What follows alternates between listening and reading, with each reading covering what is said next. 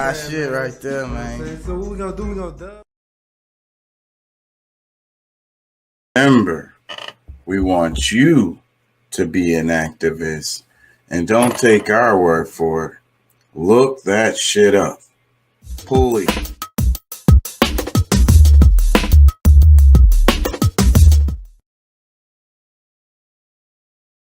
Look up something in back check, kind of like cross reference. I should put the. You say you look that shit up. That's the name of your show. Yeah, that's right. What really drew me in.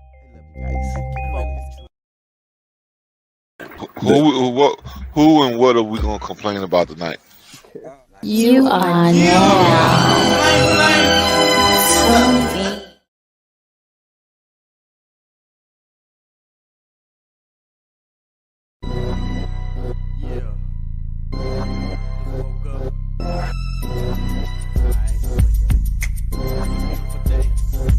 I ain't feeling your side, I'm feeling alright. I'ma get inside, I'm feeling my life. I ain't feeling your side, I'm feeling alright. I'ma get inside, I'm feeling my life. I'm digging your wife, she playing my mic. She really so nice, I call her my light. I say we off flight, cause we stay up all night. Bet you ain't know she to take it all tight. Tell her, bend it over, let me take a small bite. Been waiting since October, see that ass fall right. Looking around the room, see passport eyes. And adrenaline feeling like a NASCAR ride. When the people ask about this, your ass gon' lie. Cause the truth is you did what you do in your life. Can't nobody tell you what to do with your life. Girl, gon' turn it over cause I know what you like. It's hard in the color of the asphalt, right? Just lay back and wonder what the past was like. While you looking at your panties ripped in half, that's right. While you looking at your panties ripped in half, that's right. I ain't feeling your side, I ain't feeling your side. I'm feeling alright, I'm feeling alright. I'ma get inside, I'm feeling my life. I'ma get inside, I'm feeling my life. I ain't feeling your side, I ain't feeling your side. I ain't feeling alright, I'm feeling alright. I'ma get inside, I'm feeling my life. I'ma get inside, I'm feeling my life. Let me tell you a little something about life. Win, lose or draw, I'm still taking your life. I mean, if you ever wanna fucking come in my sight, you scream like you never screamed in your life. Flip it on over, gon' do it like this. Not riding with a soldier, then you ride against it. Looking from the other side, make your stomach get sick. Every person scheming, thinking he the one to get rich. Ever sit and really think what you would do with one wish? And if you knew afterward, you'd be sleeping with fish. Style will be done, here we come. Bearing gifts, these images make you wanna grab your crucifix. It's getting dark outside, no sleeping past 6. Not living in fear, cause that's really not it. If you owe me something, Nick, better give me my shit. If you owe me something, Nick, better give me my shit. I ain't feeling your side, I ain't feeling your side. I'm feeling alright, I'm feeling alright. I'ma get inside, I'ma get inside, I'ma get inside. I'm feeling my life, I ain't feeling your side, I ain't feeling your side. I'm feeling alright, I'm feeling alright. I'ma get inside, I'm feeling my life.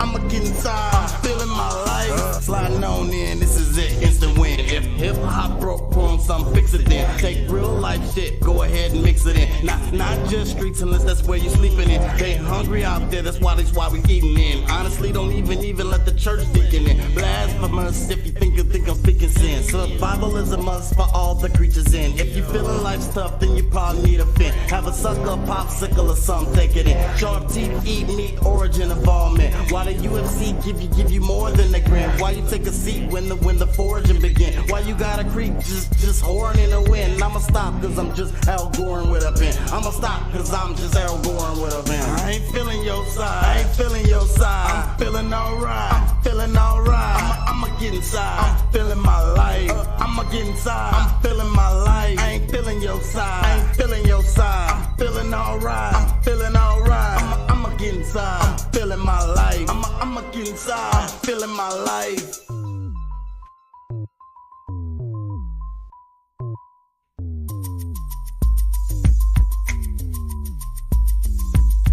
Hitting niggas in they fucking head with a crack. You bustin', I'm bustin' back with a gat that spits venom. Hitting niggas in they fucking head with a crack. You bustin', I'm bustin' back with a gat that spits venom. Hitting niggas in they fucking head with a crack. You bustin', I'm bustin' back with a gat that spits venom. Hitting niggas in they fucking head with a crack. You bustin', I'm bustin' back with a gat that spits venom. You sending black, and when the bottom of the ninth in this mag, you police the cat's waxing them back. Waxing them.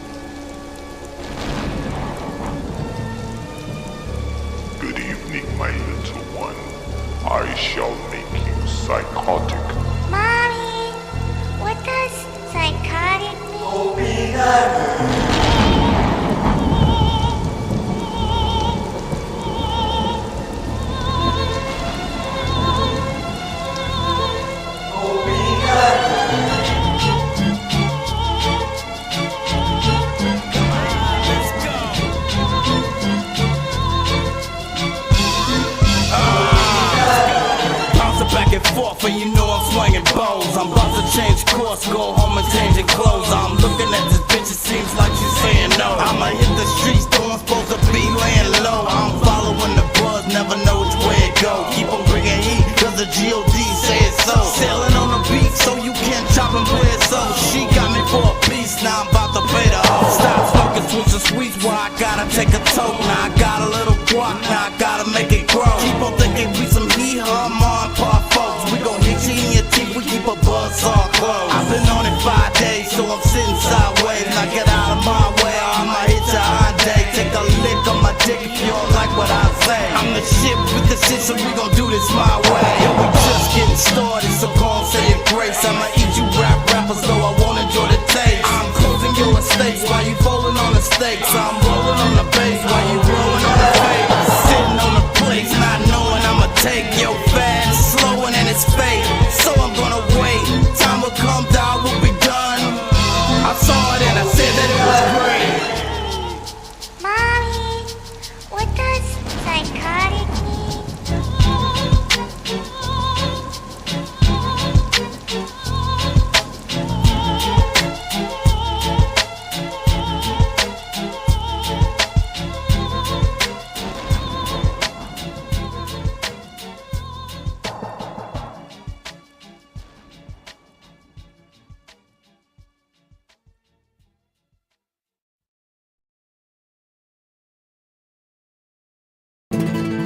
Dime qué tú quieres, papi. ¿Quieres que lo mueva para ti? Mueve, mueve. ¿Te gusta cuando me muevo así? Así. Mueve, muevo, mueve. Hey, you, we up in the place, we up in the place, we up in the place. Hey, you, make your body shake, make your body shake, make your body shake. Hey, you, we up in the place, we up in the place, we up in the place.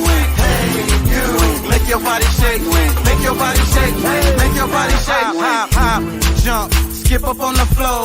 If they didn't know, then we gon' let them know. Drop low, giving them a show. We gon' give them something that they never seen before. Hop, scotch, 784. Bouncing on the beat while keeping the flow. Stop, watch, freeze and go. Cock-a-doodle-doo is what you eating off the floor. Pop, lock, do it by yourself. You know you the best, you don't need nobody else. Rock, hip, toast to success. You was born a winner, so you never nothing less. Hey, you, we up in the place, we up in the place, we up in the place. Hey, you, make your body shake, make your body shake, make your body shake. Hey, you, we up in the place, we up in the place, we up in the place. Hey, you, make your body shake, make your body shake, make your body shake. Bow, bow, rock, rock, shake, shake, wiggle, wiggle, wiggle, wiggle. Bow, bow, rock, rock, shake, shake, wiggle, wiggle, wiggle. ¿Quieres que lo mueva para ti? Bow, bow, rock, rock, shake, shake, wiggle, wiggle, ¿Te gusta cuando me muevo así?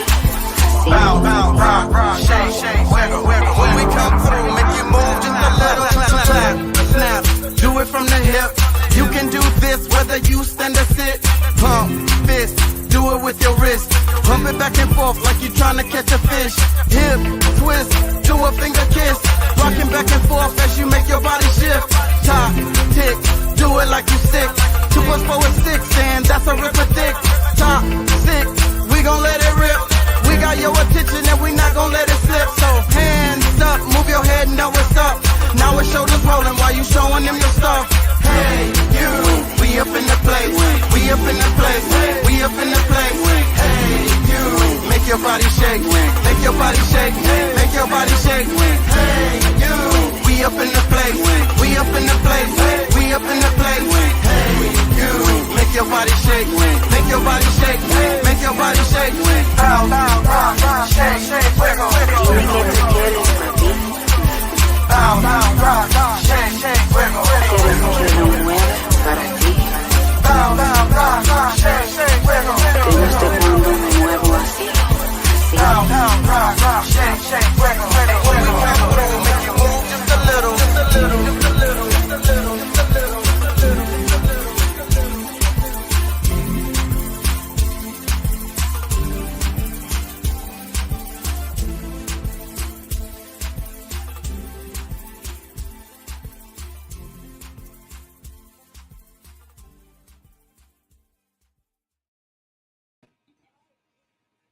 Hey, how y'all doing out there?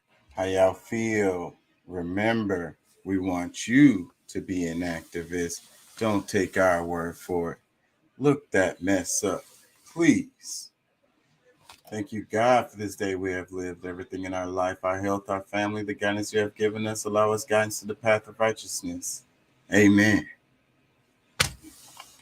Man, the last song that I played is designed to make you want to move. Hopefully that's what it does. Like it makes you want to move, you know?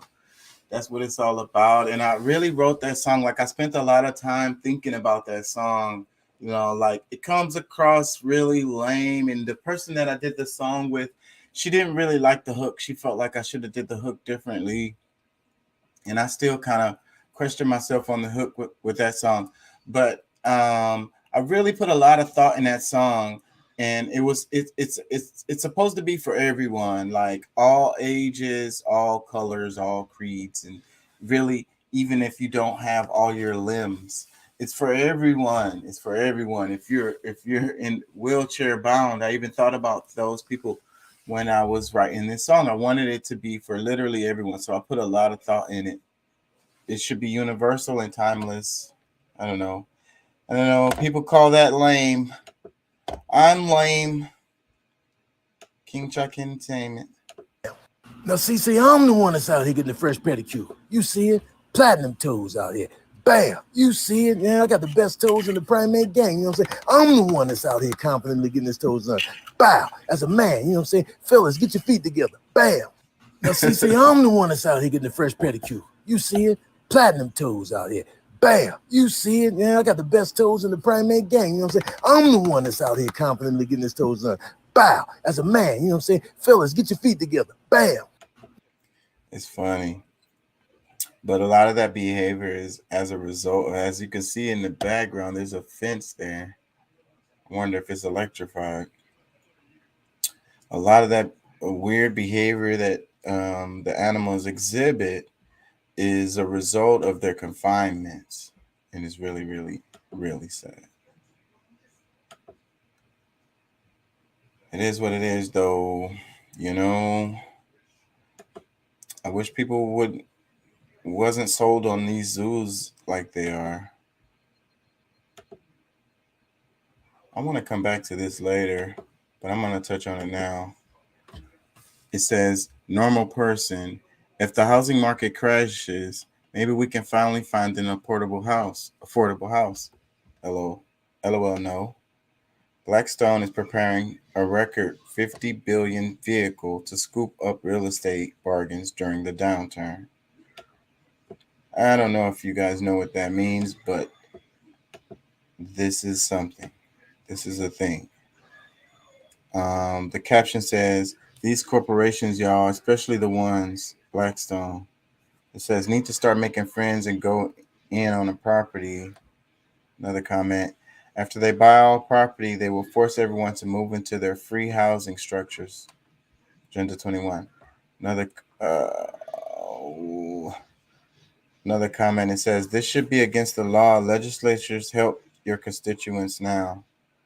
Another comment.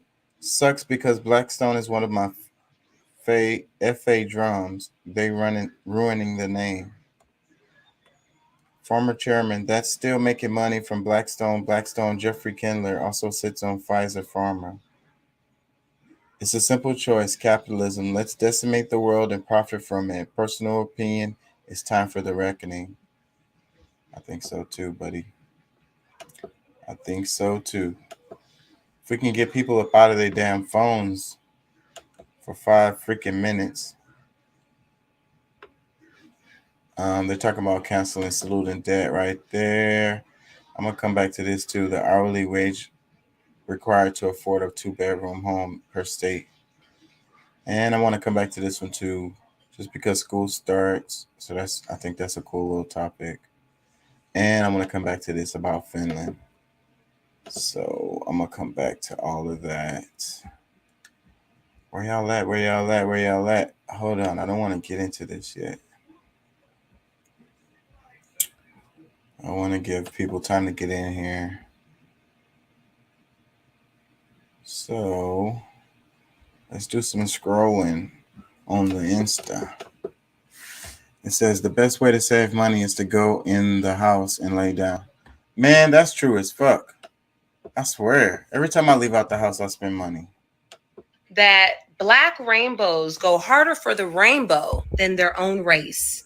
Why is that? Can somebody please explain to me why it is that black rainbows go harder for the rainbow than their own race? Why is that?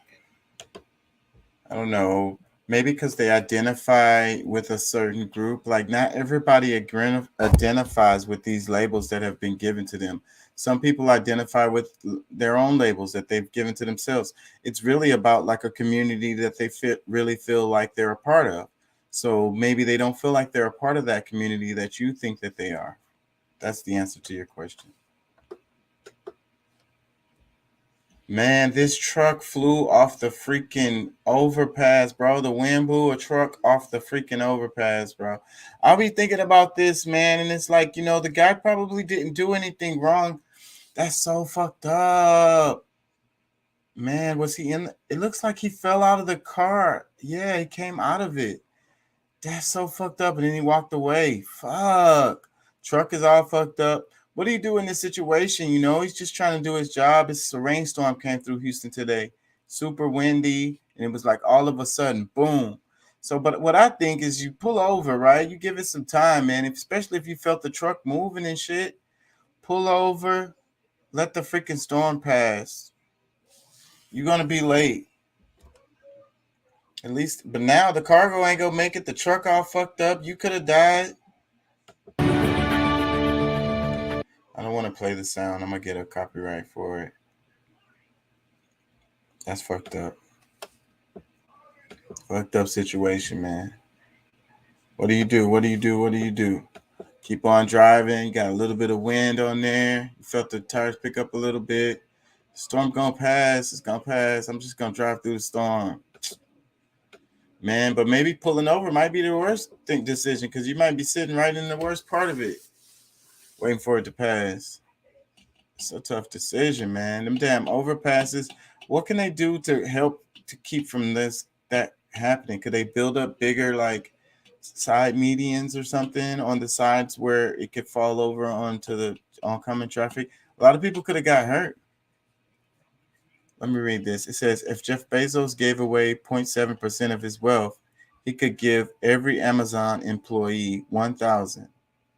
With 1.9% of his wealth, he could pay for pre-K for every U.S. child for a year. With 8.7%, we could pay for a year's supply of insulin for diabetics. This is why we need to tax billionaires. That's Robert Wright. Made a post here. It was a tweet. Somebody reposted.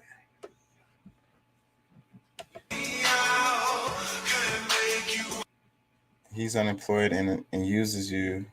Wait, what does it say? Why are you so obsessed with him? I don't know. Crazy, I would say. What advice would you give a child whose parent is spending years in prison?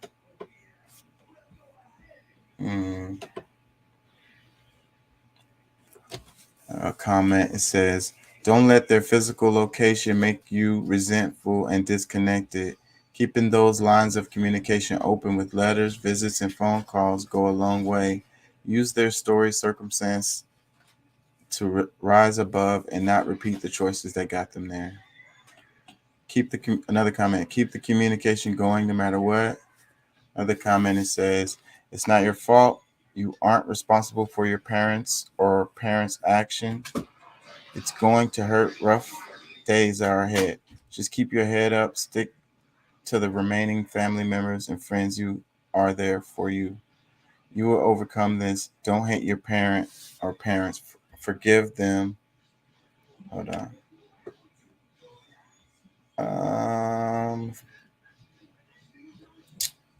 Hold on, y'all.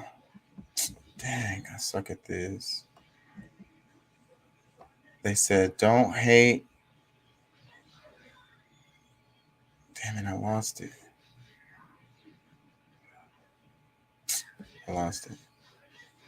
Oh, don't hate your parents or parents. Forgive them so you can heal and grow. It says, he, she is still your father, mother, and they still possess the wisdom, knowledge, and love for you. You miss them, but they miss everybody. Pictures, letters, and answering the phone goes a long way. Adversity molds you into who you are. Hold your head.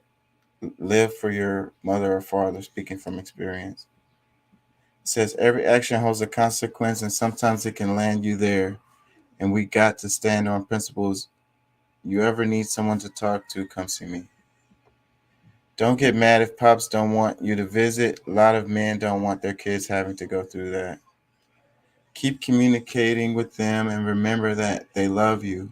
Both of my parents been locked up in my lifetime, and the best advice I've ever got from my parents was when they was behind bars, because now that I'm a parent, I can understand they never wanted to come visit me in a jumpsuit and chains. So remember what they telling you. Keep your head up, and it's okay to cry. It's a sad situation. I don't really have comments on that. Having a parent that's away for whatever reason is devastating to a child. I think as a community, back in the past, historically, we dealt with those situations a lot better than we do now. And it's because we go at this thing so individually. And then what's worse than that, we got these parents who like, you can't say nothing to don't say nothing to my child, But what they say, it takes a village. It takes a village, the community together, So whenever it's a situation where there's a parent that's away, or can't provide or whatever, instead of going into this state-sponsored system where they end up getting mistreated if they're lucky. Instead of that, we have the community come together and we help those kids, other parents come in, you don't have to take on the role completely yourself, but as a community, we can all do a little and it'll go a long way for that child.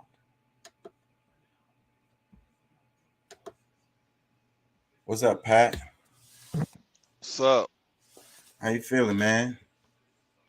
Feeling pretty good, man. How about yourself? I can't complain. Another day above ground. Hey, keep them coming. Yep. And another day to accomplish whatever the hell, Alive here in the now, that's the best place to be. Where else would you want to be?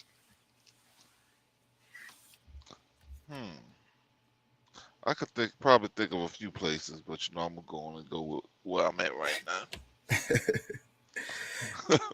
Yeah, it is a crazy world we live in. I feel like we are on a precipice of some kind of like worldwide revolution.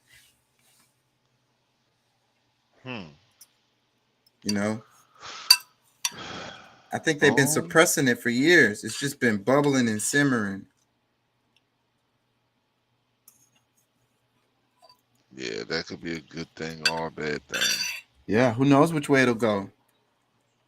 Because, we can end up with like a real totalitarian world government, just like this shit that they're talking about that everybody's like scared of. It could totally happen, and everybody would agree to it. And that's what's so crazy. Did you see the clips? Everybody wouldn't agree to it, but a lot of people would. Because there's a lot of people that's been fighting against it and telling everybody, "Hey, wake the fuck up!" Like if you know what I'm saying, like. But it'll come in a way that don't look like what they think it is. It'll appear to be something else, but it'll be a totalitarian world government, and we'll just look at it as something else. Potentially, I mean, I think that something like that would more likely come, with those tactics of fears,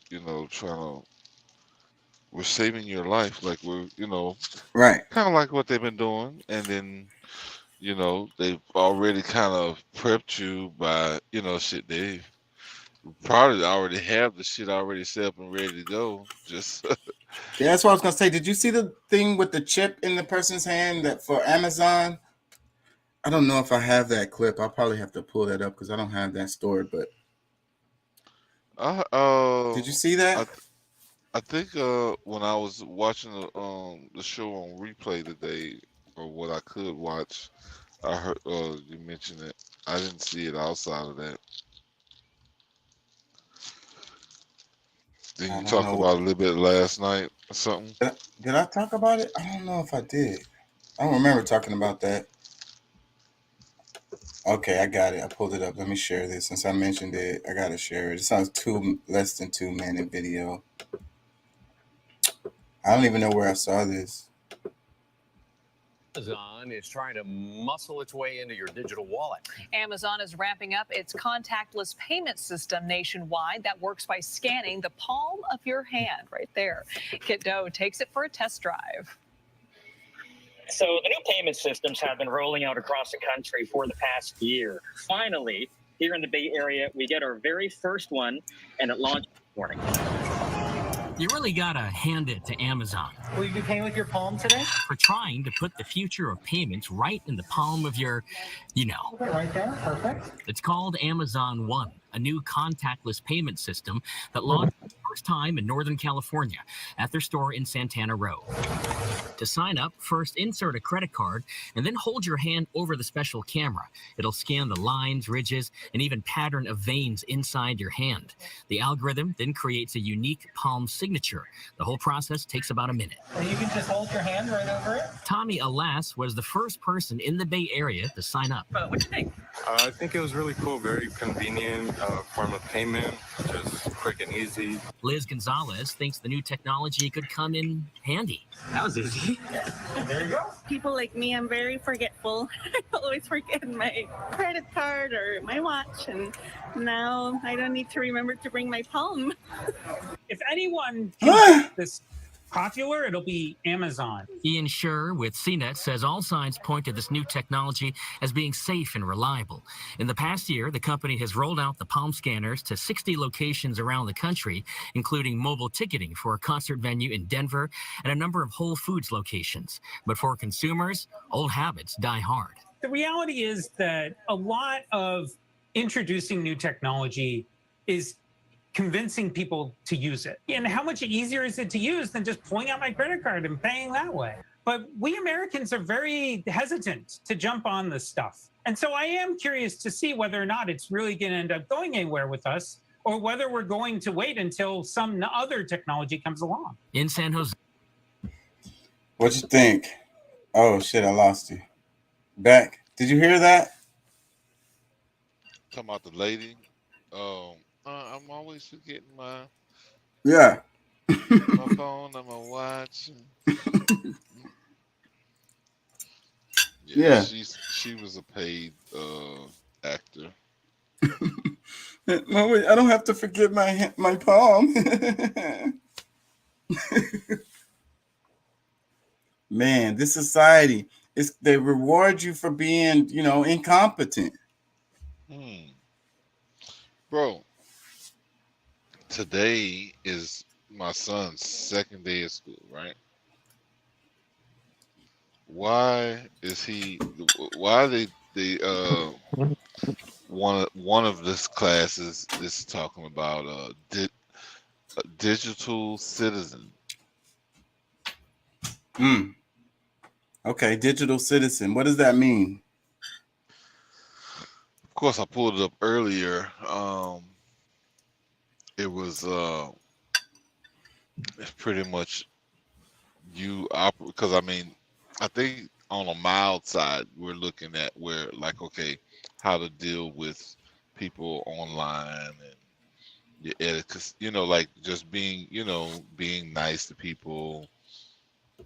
I guess it's since they're online and whatever, but I could see where it could get to be much deeper than that, because especially with the whole multiverse, going into these different worlds where you could become a citizen of some of these places. I could see it being much deeper than what they're expressing it or explaining it now. But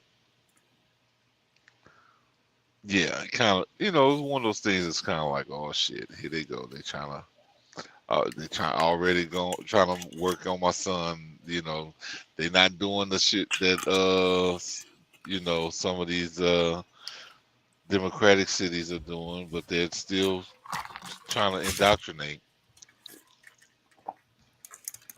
Like that, I want to be a citizen in the digital verse. I want to be in the metaverse. I want to buy some digital real estate. Yeah.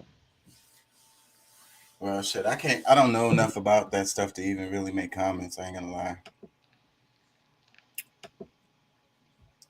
Yep, I can't really say. I don't know. I would have to see what the hell they're talking about or whatever. Yeah, because I mean, I've learned different things. Like they got stuff called dials. Like there's things that you could really start an entire life inside of this digital world. The online, you know what I'm saying? Like, and then form to some extent, you really see it as being real because, they got the Oculuses.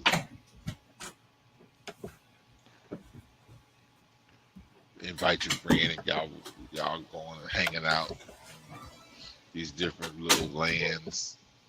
I mean, really, the biggest setup for all of that is like Fortnite and what's the other one they play a lot of? Grand Theft Auto. Well, I guess that could. I mean, of course, I'm sure they can figure out. They can get that in. Now I'm talking about it's a blocks. Roblox. Roblox, yeah. Like that's the beginners section of. Yeah, they're training them for something with that shit. And Kenzie's always on that. My youngest is always on that game. Yeah. But I think it's just like the way the kids use it. It's like, and what I noticed with a lot of the games, they do it with all the games. They really just like use it as a way to talk to their friends. Like they just be talking to their friends, and they're playing the game together. It's just like because that's what I noticed. Like in a lot of the games, because like Roblox isn't all that competitive. Like a lot of the games, the kids don't even want real like competition. Like they just kind of want to just get on there and talk to their friends and kind of goof around. That's kind of what they do with the games. That's weird to me because the way I play a game, But I think that's what the creators want too. Yeah, like how they design some of them, because Fortnite is that, like, it's just you goof off the whole time. Like, there's no real skills involved, really. It's just random. But pretty much, I mean, the skills in building, I guess, is somewhat useful. But I mean, yeah, for the most part, I was watching my son play it and playing it a lot, and I was like, man, this game don't have no real like. I mean, I couldn't really get into a lot of these games. I mean, you get me on some Mortal Kombat. Yeah, that's what I play. And that's what I'm saying, though. The games aren't like about competition where like the best one wins. The person who has the most skills in the game, the better player wins. These games are just random as hell. And they don't build any skills in any kind of real way. Like, the world is about competition, whether you want to like it or not. You know what I'm saying? The winner maybe that's wins. the kind of world that they're trying to build away from that, and but it won't be like, because I mean the thing is that they won't be doing it actually out in the world. They'll be prepping them to do it in digital world instead of having camaraderie with each other and working together and doing things in the real world. They'll have them do that in the digital world, which is insane to me. Because if you're going to do this, maybe it's for jobs. You know, I think I'll be thinking about that, and then like Eventually, I believe it's all going to end up that way. right. So like You know, for the a lot of people. drones, the warfare, you know, these games, some of the games that the kids play, it'll be perfect. If did you see? I played it yesterday. It was a clip of a little robot drone that had a rocket launcher on his back. You know what I'm saying? And it walked on four Oh yeah, legs. the little dog. You Yeah. talking about the little dog? Yeah. Yeah. So freaking, you know, what I'm thinking is like, okay, these kids are playing these Call of Duty games and stuff like that, right? But what if they're playing the game and it's a real person because they, you know, well, they're training them for at that. You get what I'm saying? It'll be like that. It's a war going on, but they're freaking controlling a freaking avatar that's out there, actually out there shooting and killing. Very well could be. But you know, I've thought about that it could be been doing that years ago, but I don't know. I think that was just in my twisted mind, but I could see how it could really happen. You know what I'm saying? Yeah. And because it's all drone warfare now, and it's like somebody has to fly those drones, and when the drones turn into like robots, somebody got to guide them shits. Yep. And a person that was really good at Call of Duty would automatically be good at controlling those drones like that. Well, They see, might even that's make the the thing. controls just like the damn video game, just like the Xbox or PlayStation controller to control the drone. Yeah. Because I mean, if you really think about it, you know, I'm even here, like some of these people talking like, you know, at some point, I heard somebody say earlier today actually that at some point robots are gonna have rights. That's what And this. that kind of, That's what that show that I've been watching is kind of exploring. Westworld is exploring that idea, and more than rights, being up there with humans, like you know, like the same. I guess, because I mean, you know, there's even some, you know, I've heard in the recent past how some of these people are leaving behind their consciousness for the robots. And they explored that in the show. That's a crazy idea, you know. And then you know, because people are saying they said already in the Science Journal that in sometime in the near future that they may be able to have the technology to for humans to live forever. So then, like, what does that mean? You know, what are the people are going to look like? They're going to be robotic? Are they going to have like, you know, synthetic organs or something like, or does it mean that they're going to be able to upload your consciousness into the some kind of software? Yeah, I think they're looking at it more that way. But I mean, I think just like with any operating system, there's a way to. I mean, honestly, we are the ultimate. Like all of it would be them replicating humans, and that's what they're if you really doing. look at, yeah, if you really think about it, and I mean actually like replicating, like to some extent. I mean, you know, they never get to the highest level of. It's gonna always be a like, copy. Yeah, it's always gonna be a copy because I mean, if you really think about it, our connection with the universe, the ultimate minds, is us. Like what we're saying and doing every day is not a new thought or like us actually our own thought. It's a program. Like you think about like where it's you know, it comes through us, but this is something that we're playing out through the ultimate mind, that one mind. Like we're all kind of like Wi-Fi connected to the universe. So, but Where if you're, but that's what they said. I agree with you, but that's what they said in the show too. That is, you know, that it would always be a copy. But then, can that copy have a connection to the infinite mind? You know, That's a question. I mean, you broke up a little bit. Can you go? I said, Go back 2 seconds. what if that copy, could that copy possibly have a connection to the universe? The copy of its consciousness was not exact, but maybe enough to have a connection. Well, they have to create its own mind, or another way for it to connect to a different mind, because the universe has, like, I don't think it's set up for it to tap in. Like, I mean, yeah, it can program itself from hearing what's happening through the universal mind, to simulate. I mean, that's the only thing it can do. Like, it has already, the universe has already created the beings, the different, I guess, bots, if you would, its own human bots.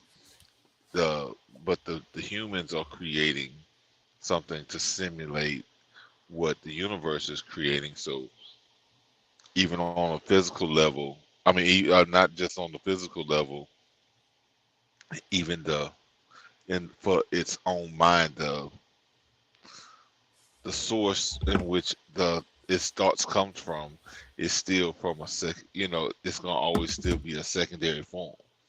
Yeah, but I have to ask the question, like, who are the robots? And then with us being stuck in our own loops, like I'd be saying, I call people zombie robots all the time, and disconnected from nature. These people are disconnected from the universal mind, right? Yeah, but most of those people, I mean, I don't think one thing, it'll seem as though the human replication is more superior, because it's taking thoughts and actions from the top class, or the smarter of the crew. It's not everybody doesn't have its own individual way of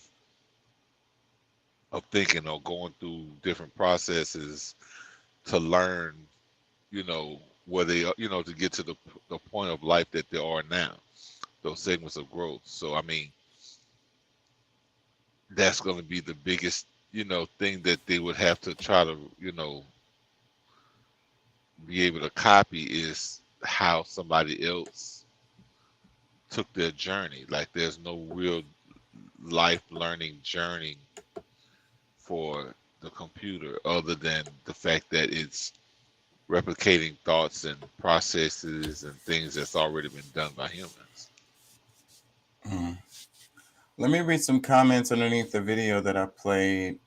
It says, what's next? Retinal scan? Eventually, Amazon is going to have all the biometric data of its customers. That's something to think about.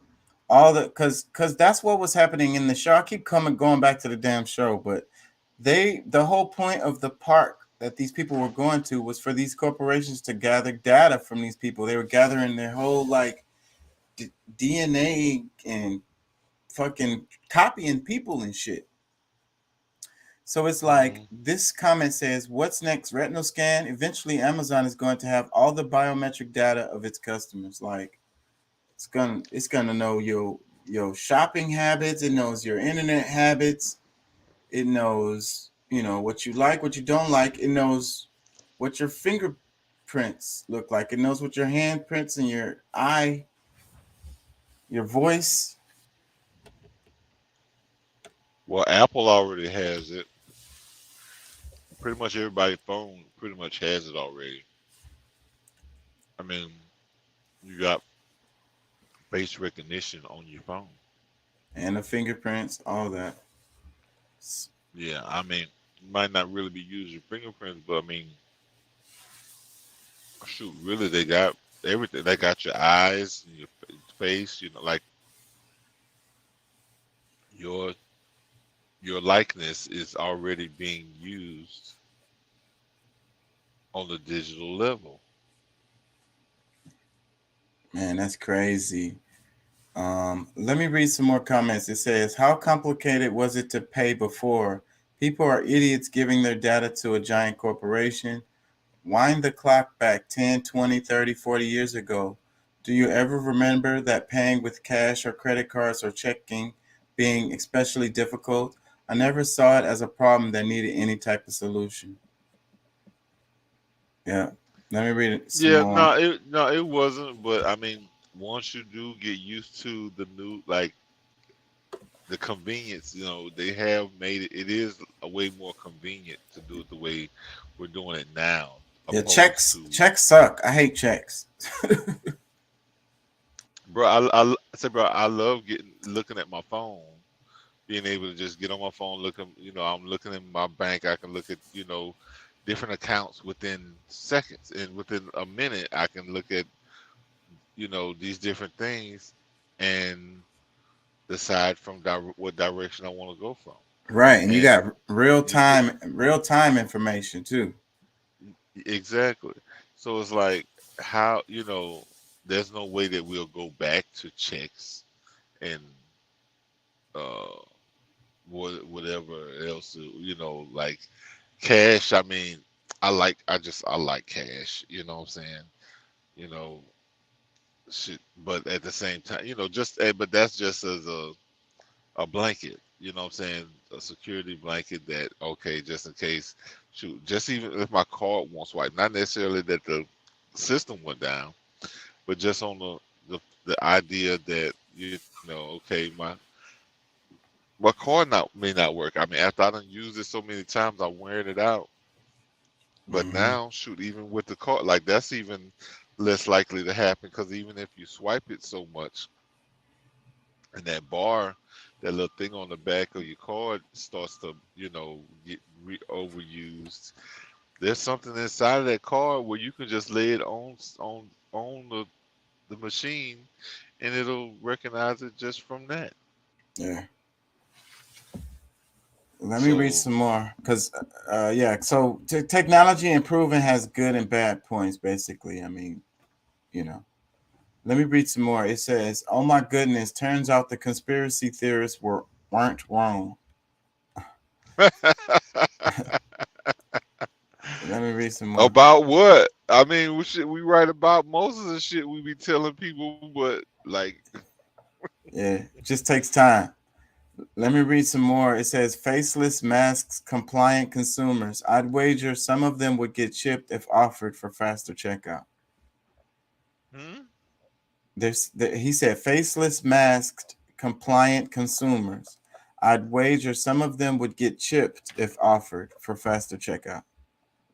Man, they'll be waiting in line like, oh my God, I can't wait. It's so awesome. Bro, this chick I was dating, I was talking with her son, and like he's like can't wait for the chips in the head. He wants that kind of shit, like being able to put a chip in his skull, or to give his, like he said, like, I guess trying to live forever. Like, bro, like, what's wrong with nature? Why is nature that bad? Like, I mean, I think having a balance in between is what is gonna really be safe. I mean, we talk about the light and the dark. How do you enjoy life without death? That's what I'm saying. I mean, that's my whole point with Tim, was like, bro, like, I mean, if you're not, because I mean, I think a lot of it, because he's a millennial, and not to say that all millennials think this way, but I think are this way, but I think to some extent they're just lazy. They're like, they'd rather not work or do, like, what I'm saying, whatever seems to be the easiest thing. I could see a bunch of them giving up, like end up back into some form of slavery, because I could see where, all right, because I mean, of course we know slavery isn't just based on, the physical, like that's more, it's more psychological, it's more mental than it is anything else. So if they're able to be trapped on the web where their mind is working and doing things and creating and what I'm saying, all these different things that, I mean, you could practically do, yourself, just because you're online, you already, like where your thoughts happen, it's gonna, you're gonna give pretty much a lot of power to the digital program or whatever world that you're in, just because you had that thought while you were in their licensed work. You know what I'm saying? So I think I can I see think I can I see think it's the separation though. I don't think it's laziness. I think it's that there's, and they're separated. They're separated from, nature, reality. It's like, because if you think about life and death, in the aspect that death is a part of life, like you can't separate the two. You know what I mean? Like when you look at the light and the dark, you can appreciate the light because of the dark. You can appreciate life because of death, but they're not different. They're not separate from each other. It's one thing. Yeah, and I mean it will always be that, but at the same time, um, it's just like, okay, to some extent, I look at it like they're really trying to go back to the days where, like, we had, we communicated through telepathy, or we didn't have to be in front of each other or in the same room in order for us to communicate and do this, that, and the other, which is already kind of there. But was it any different than what we're talking about now through the computer and this, that, and the other, or was it something, when we hear about it from ancient times, that supposedly existed, was it more of a spiritual, or was this just the same technology that we're going through now that they were using then? Yeah. I mean, that's kind of the question that arises for me. Because I mean, it could have been either way. I mean, it could have been a natural, just full telepathy, or was it them communicating through, some tech? I mean, what if there was some kind of warp through the matrix that was still like the technology that they're creating, but they found a way to still use those. I can't think of what's the right terminology for it, but I don't know. Like I said, I still have a lot of questions about it. Like, I would love to be in a position to learn these things of what's really what is the real technology. Because like I said, I believe that with our society, like the ancient societies, were probably way more smarter than we are now today. So if we're here where we are and they're smarter, then a lot of the things that's available to us were available to them. As saying, it's nothing new underneath the sun. Yeah. You I know what I'm want saying? So I go ahead. want to touch on a couple quick topics before I go, because I got some other stuff I want to talk about, but I got a couple quick topics. This one, it says, normal person, if the housing market crashes, maybe we can finally find an affordable house. It says, LOL, no. It says, Blackstone is preparing a record 50 billion vehicle to scoop up real estate bargains during the downturn. So what do you think about that? Is Blackstone is the company, $50 billion. They know, it's going to be a dip, and they're just going to sweep in and use that money to buy a bunch of houses. You don't want to really know what I think about that. Okay. I'm not prepared to say any, some cute answer. All right, I got another one. It says, I'm a social worker. I left graduate school 20 years ago with over 52,000 in student loans. I've made every payment since and still owe 42,000. It's almost all gone to interest. I've paid 48,000 but still owe 42,000. Cancel student debt. What do you think?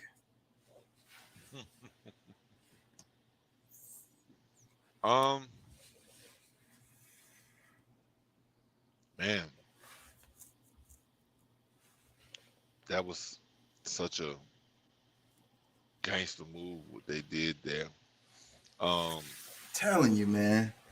Telling you. It's when it seemed like a good idea, right? When they came out with the all the student loans and stuff, it gives the people opportunities to go to school and stuff, for financial aid and all of this. But then you hear stories like this. And then like it's almost like the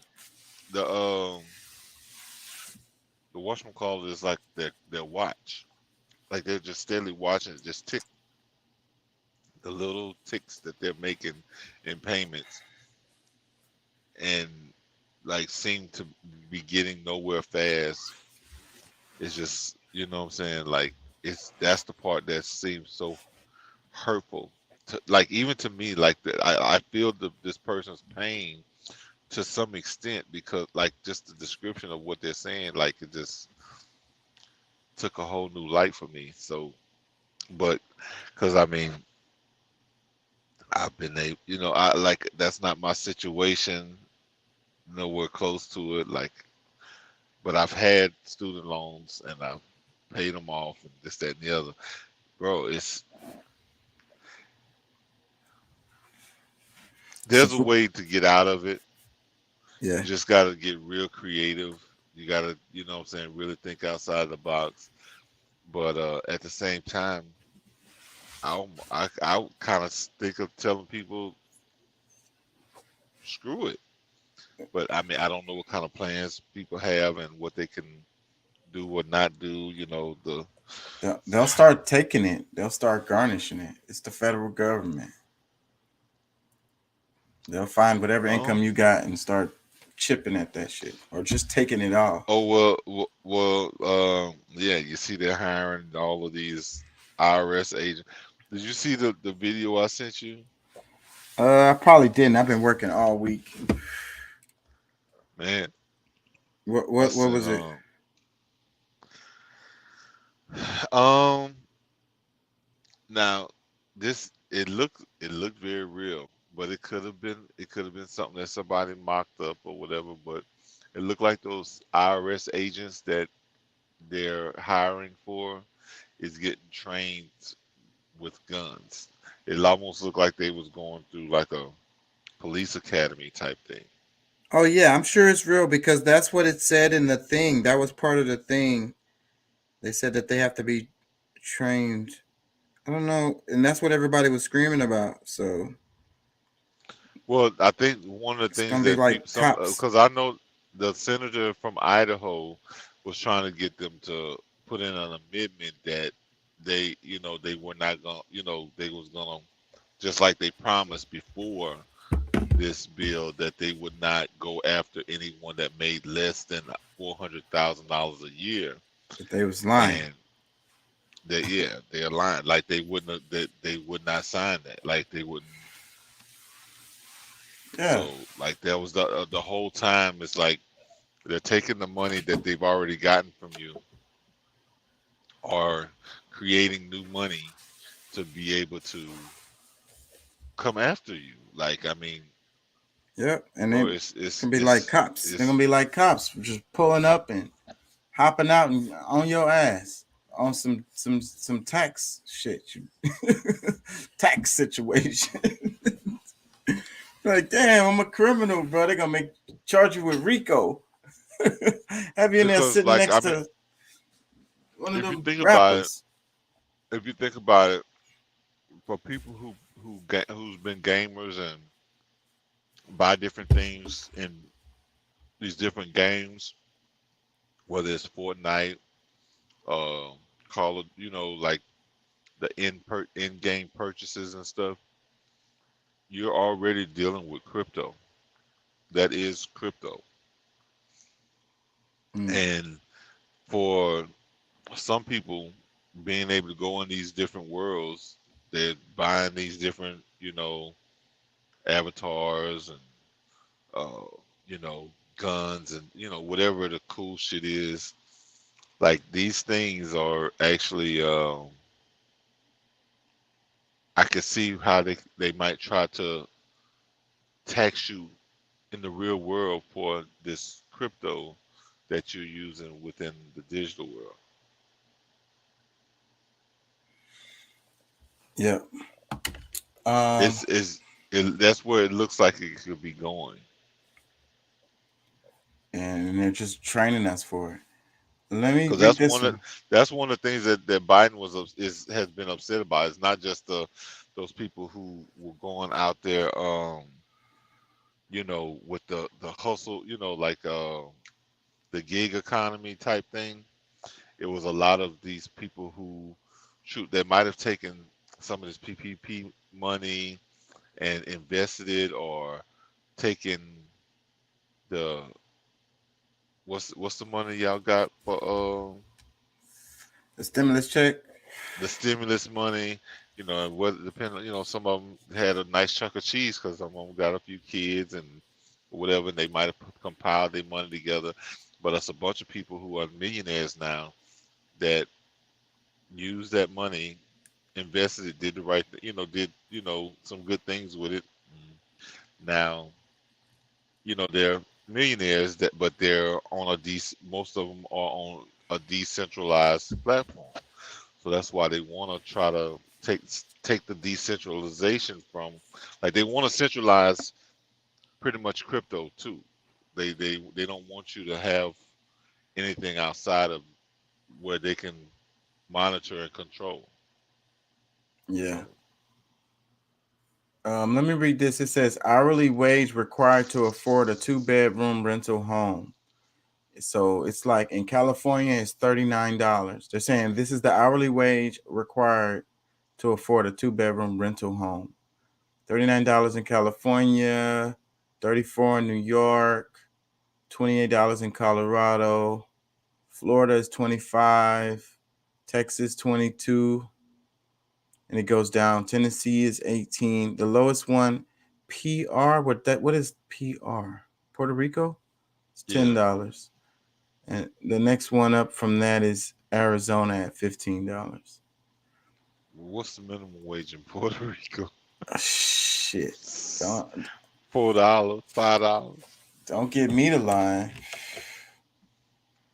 Yeah, so because I guarantee you, whatever it is, it's not where it should be across the board. Like, I mean, everywhere, like the system is set up the same no matter what. And I mean, Puerto Rico is just another American, place.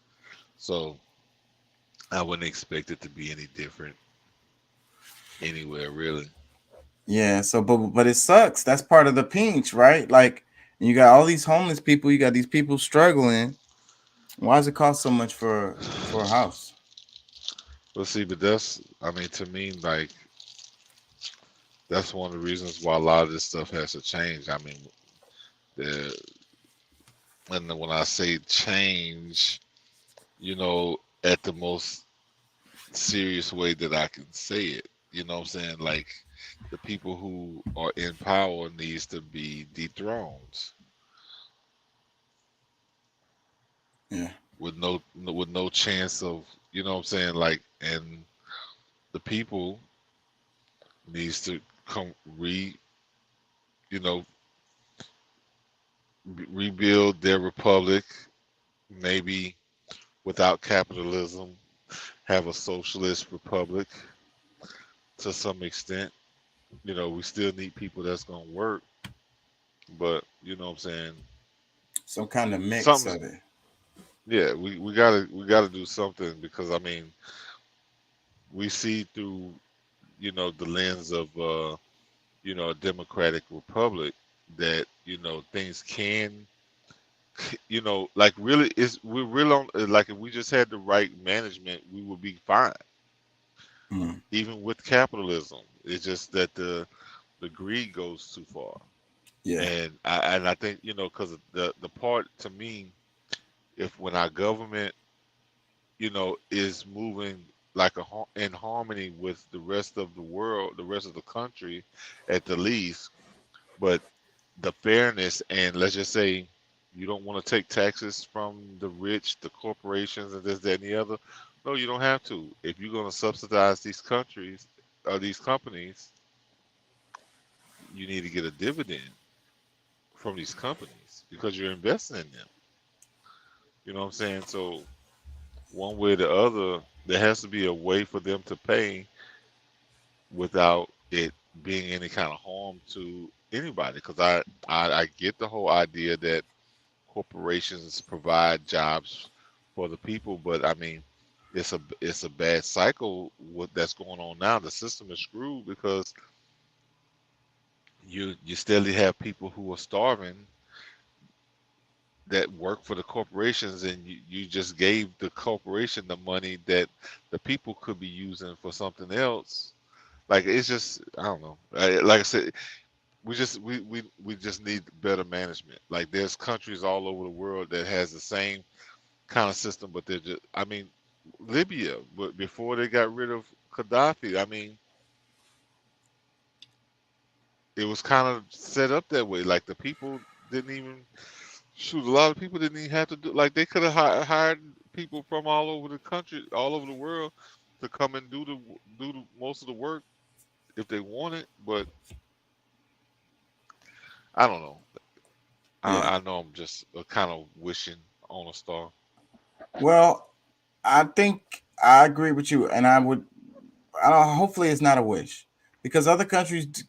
Let me read this. It says, in Finland, charging fees for tuition is illegal, which means rich kids have to mix with normal kids, which means rich families had to make sure the school their kid went to was good, which meant the rich were prompted to invest in public schools. Finland, take a bow. That's what this says. Finland has been in the news a lot lately because it's a chick. They got stuff going on over there. But this is interesting. What do you think about this?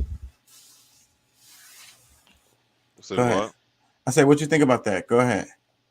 Well, I'm just saying, in this country, the poorest of the poor is the rich. I mean, if the monies that they usurp from the people was just used properly. You know what I'm saying? If the funds were just managed properly, things would be so much better for everybody. Like I mean, it wouldn't even matter. Almost wouldn't matter. I mean, of course, we need a certain minimum wage or whatever, but if the funds were just managed the right way, shoot, there probably wouldn't be any homeless people. Like I mean, we would be able to manage, inflation to where it's almost none. You know what I'm saying? Like there's no, like if there's any growth, it's not no 6%. It's maybe 1% or half of a percent per decade. You know what I'm saying? Like, but that's like, I mean, like I said, I mean, a lot of it is kind of just wishing on a star, because I mean, we've empowered people to be custodians of this what we call the government, and they're just screwing it off. Yeah. Let me read some comments. It says, the logic in this is shocking. That's what the first comment. The next one says, the problem that we have in this country is we do a lot of categorizing. Let me read another comment. I agree with that comment that you made. Breaking up a bit. Let me read some more. It says that's a civilized society. We're going backwards in all ways. In USA, anyone at any age can obtain a war quality weapon and go hunting, people claiming it was self-defense. Another one, it says it also has to do with the neighborhoods. That's really what affects who is in your school and who you mix with. I think that goes back to the other comment the other guy said about categorizing. It says another comment. It says, I hope. Go ahead. I hope the people can hear you clearly because I'm hearing you going in and out. I hope it's not. My internet, my phone was acting kind of weird a minute ago. I don't know. Maybe the rain that came through. Another comment. It says, I think their population is primarily white, which is a factor I would think. Another comment. The same should happen in the U.S. The way we treat poor people is disgraceful. Yep. Let me get into it. We're an hour in. I like to get into the show at about an hour. The name of the show today is Use Things, Love People. So, that's the way it should be. But in our society, it seems like we love things and use people. You know, we use people and we love things. What do you think about that? You said that we love things and we use people. Yeah.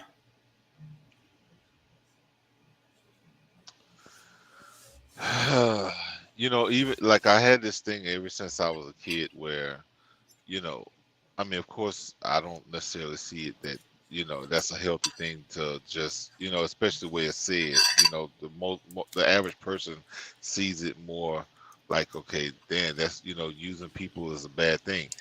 But I mean, I think that's a part of what life is. I mean, not use somebody to the point to where, like, you know, we're supposed to be able to use each other. We're supposed to count on each other. You know what I'm saying? So I don't necessarily see using people as a bad thing. Of course it can be, but I don't really see it necessarily that way. But in comparison, I guess the way you make that statement, you know, if it's a either or, yeah, I would rather use things. And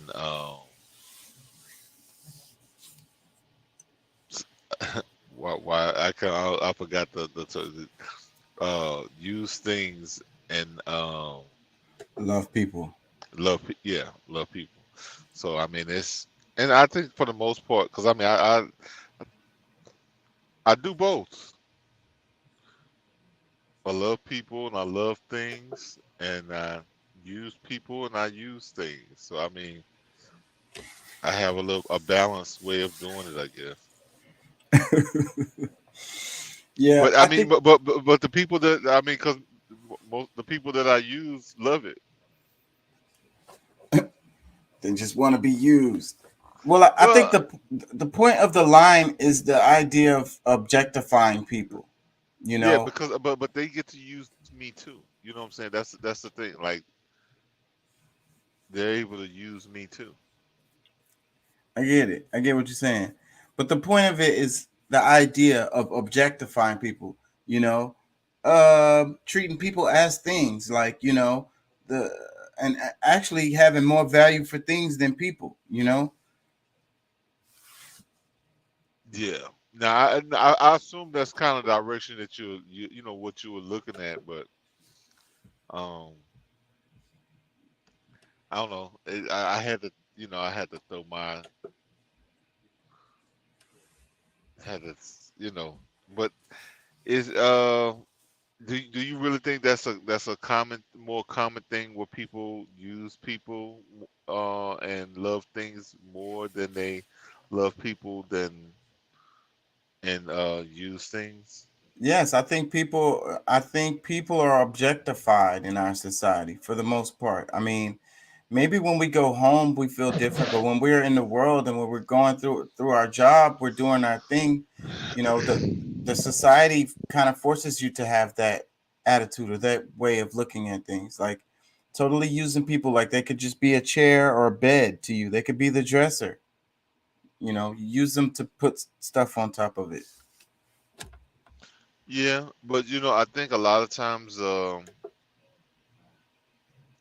we continue ourselves on this three-dimensional plane based on our perception of our world.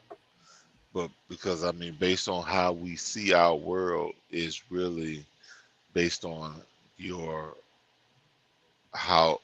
level of consciousness that you really possess. You know what I'm saying? It's just it's kind of hard to explain, but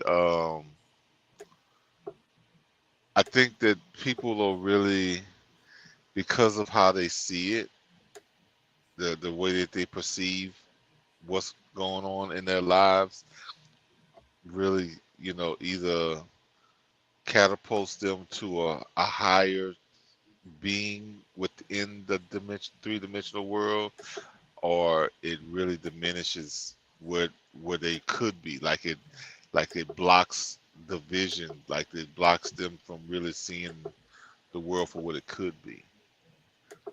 But I don't know. It's like I said, it's kind of hard for me to explain. To have gotten harder and harder. Well, I want to explain this. I want to explore this more. I got a little video. Let me see. I don't know if I can play all this intro. And just stop me when you want to make a comment, because this is what we're talking about here.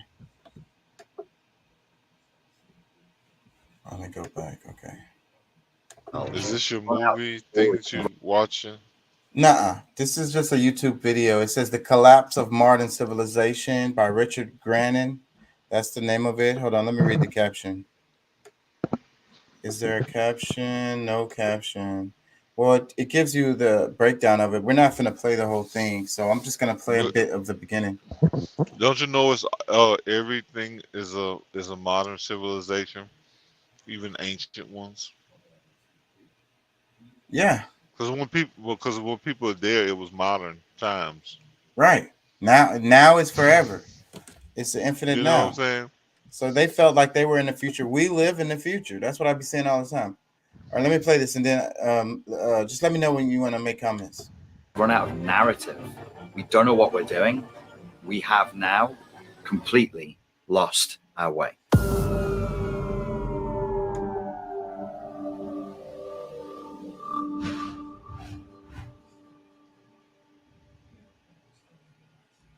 I'm not sure that greed is good, but greed is. It's kind of a evolutionary software fault that humans have. We're stuck with it. It developed out of a positive drive. You should take more than you need. If you're going on a long journey and you don't know if there'll be food, It must on the be way, my phone. take food with you. I don't know, because I'm hearing a bunch of breaking up. It's breaking up on you. I can't. I would read it. I'm gonna play some more. Let me know if you can't hear it or not. You know when your next meal is going to come. Eat more than you need. Store it. Keep it in you. As above, so below. As within, so without. We store within our body extra energy that we don't burn up. And so we need to store food. We need to store resources. Then there's an impulse to take more than we need. And we call this greed. But I think it has a justifiable evolutionary drive. But that evolutionary hangover, that little human software fault that we've developed from evolving in extremely low resource and difficult environments, like all little human software faults, can be exploited. We're doing it to each other. We're doing it to ourselves because you can. And through exploiting other people's greed, you can feed your own desire for excess, your own hunger for more. And by that principle, consumer capitalism was born. Not that you will buy what it is that you need, but that you will buy what it is that you want. And the more you want, the more you buy. And so it was of benefit, it was of profit to gain that excess capital, that excess wealth, to provoke greed and lust and envy in people, to fuel the very economy itself. And you frame it in these dramatic terms, it sounds like some sort of evil empire. Maybe. It is what it is. It is what it is. Our economy doesn't function without greed, without lust, without envy. It behooves the people who are in power, who are in control, the heads of corporations and the boards behind them, to inspire envy and to inspire greed in people. Are you getting any of that? You there, Pat? Nah, it's breaking up bad on me. I'm gonna go to the comments underneath the video. I think it's where I am. I'm over here, like right outside, like what is it, Orange, Texas? Yeah. Yeah, at the truck stop, and it's just it usually does suck when I'm over this way. But it was doing good for a while. The truck stop don't have a Wi-Fi. It don't reach where you at.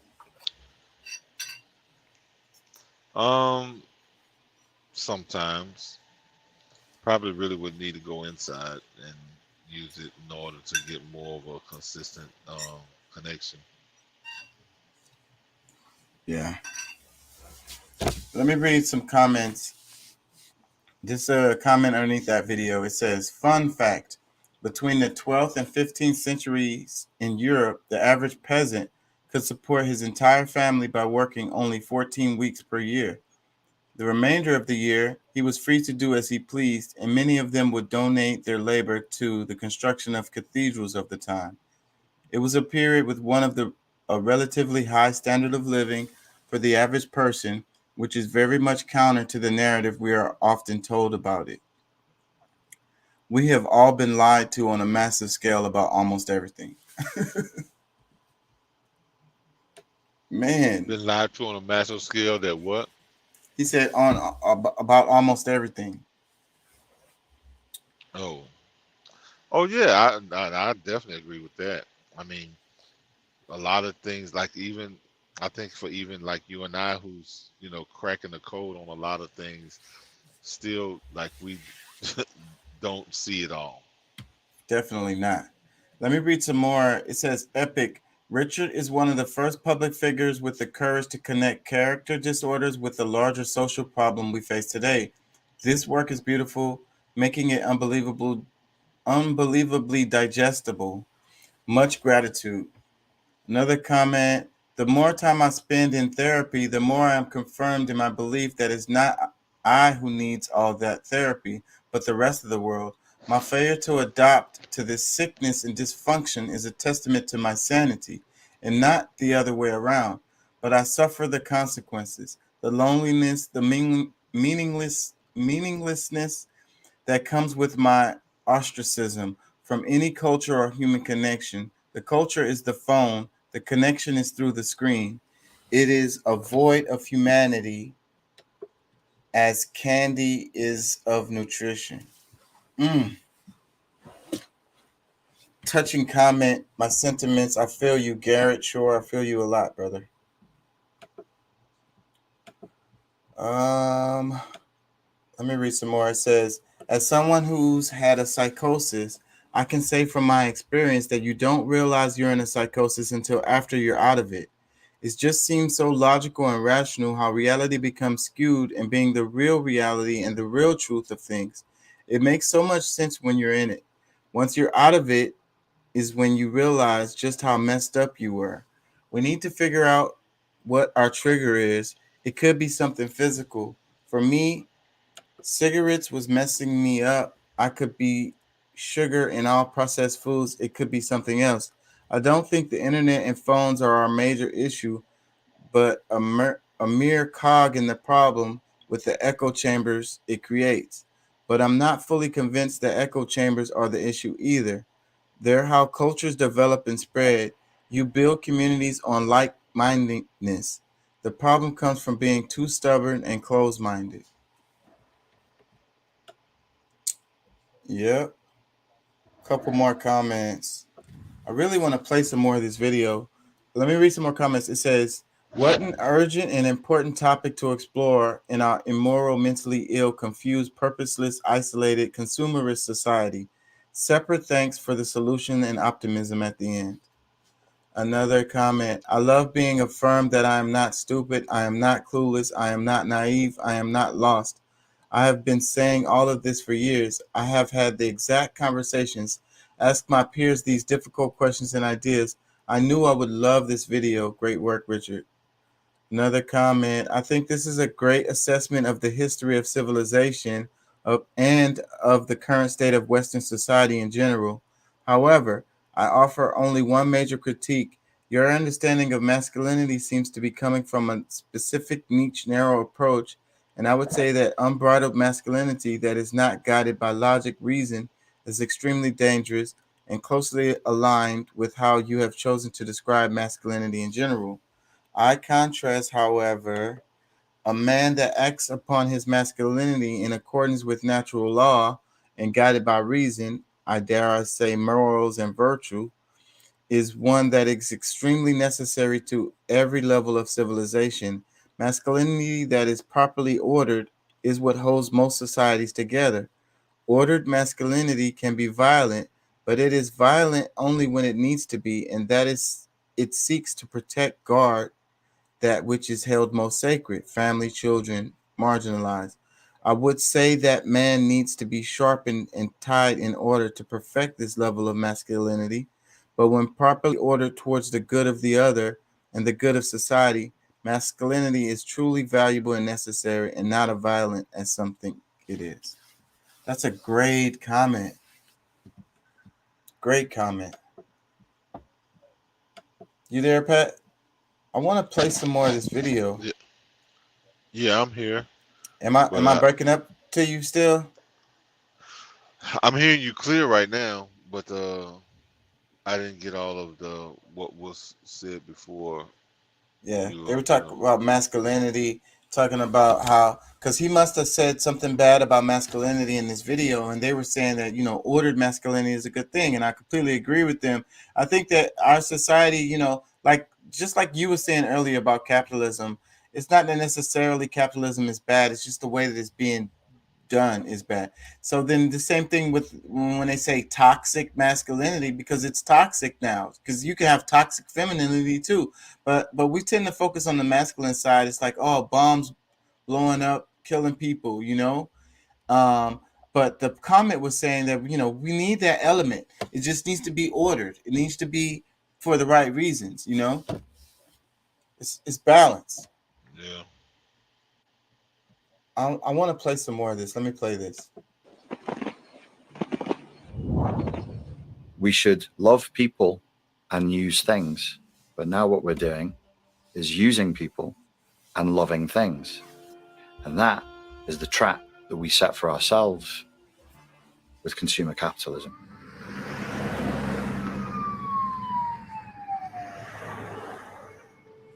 You say consumer capitalism is ruining everything, but do you even have a solution?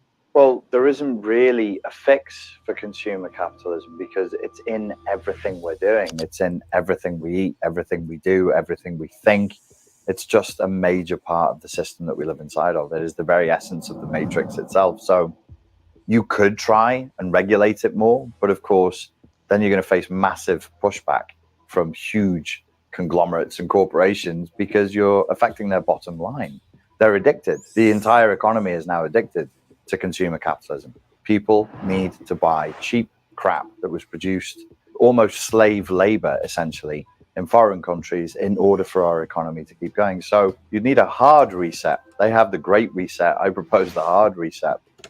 It's going to be hard. It's going to be painful. And that's the reason why these politicians keep winning, is because people want their stuff.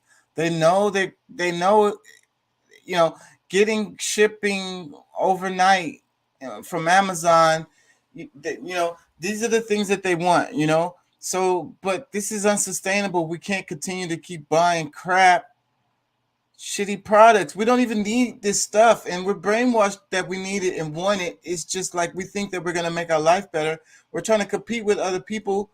It's so retarded. So the problem really is the people have to change the way that they think, because they're gonna fight for this system to continue. You know, they're gonna fight for it to somehow continue to work. You know, they're gonna hold on to it. They don't want this change. Like he said, hard reset. That's what we need. It's gonna be like a real freaking dramatic change. You know? Let me play some more. And it would be painful. The economy would really, really struggle if you overnight took away any element of consumer capitalism. You're only going to have an economy where you can only buy the things that you need. Of all of the problems I have proposed, this would be the hardest one to fix at this point.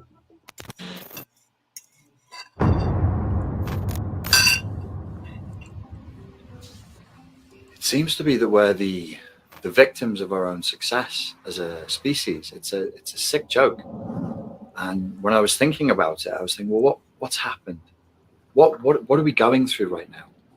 We as a species are no longer a good evolutionary match for the environment that we've created. And what environment did we create? We created an environment that has technology in it, and technology and progress go hand in hand. For a civilization to recede or to collapse, it needs to stop growing. But civilizational growth, technology, progress all work together. So is it inevitable? So I had to ask myself a question.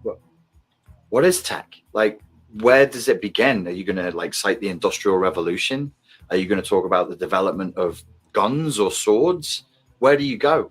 I went all the way back and I was thinking, no, I think you have to look at Neanderthals and our cousins in the animal kingdom. If you're using a tool to get something done, that is tech. If you wear an animal skin to stay a little bit warmer, that's tech. Better tech progress must be if the animal skin doesn't just keep you warm, it keeps you dry. And if it goes over more of your body and is more comfortable, that's technological progress. Then you accelerate that over a longer timeline and you have iPhones, you have people dopamine addicted to social media. It's inevitable and it's part of growth. It's part of progress. It's part of the civilizational and economic expanse that we've fallen prey to. We've been dreaming of the cities of light for literally millennia, a place where there's always warmth, always shelter, always safety from your enemies, food, calories, an abundance of choice, an abundance of lifestyles, an abundance of identities, an abundance of different ways of dressing, of thinking, of being, pure liberal options. And we have never been more miserable. And I think it must be biological. It must be, because we're just not evolved to live with this much stuff and this much technology and this many options.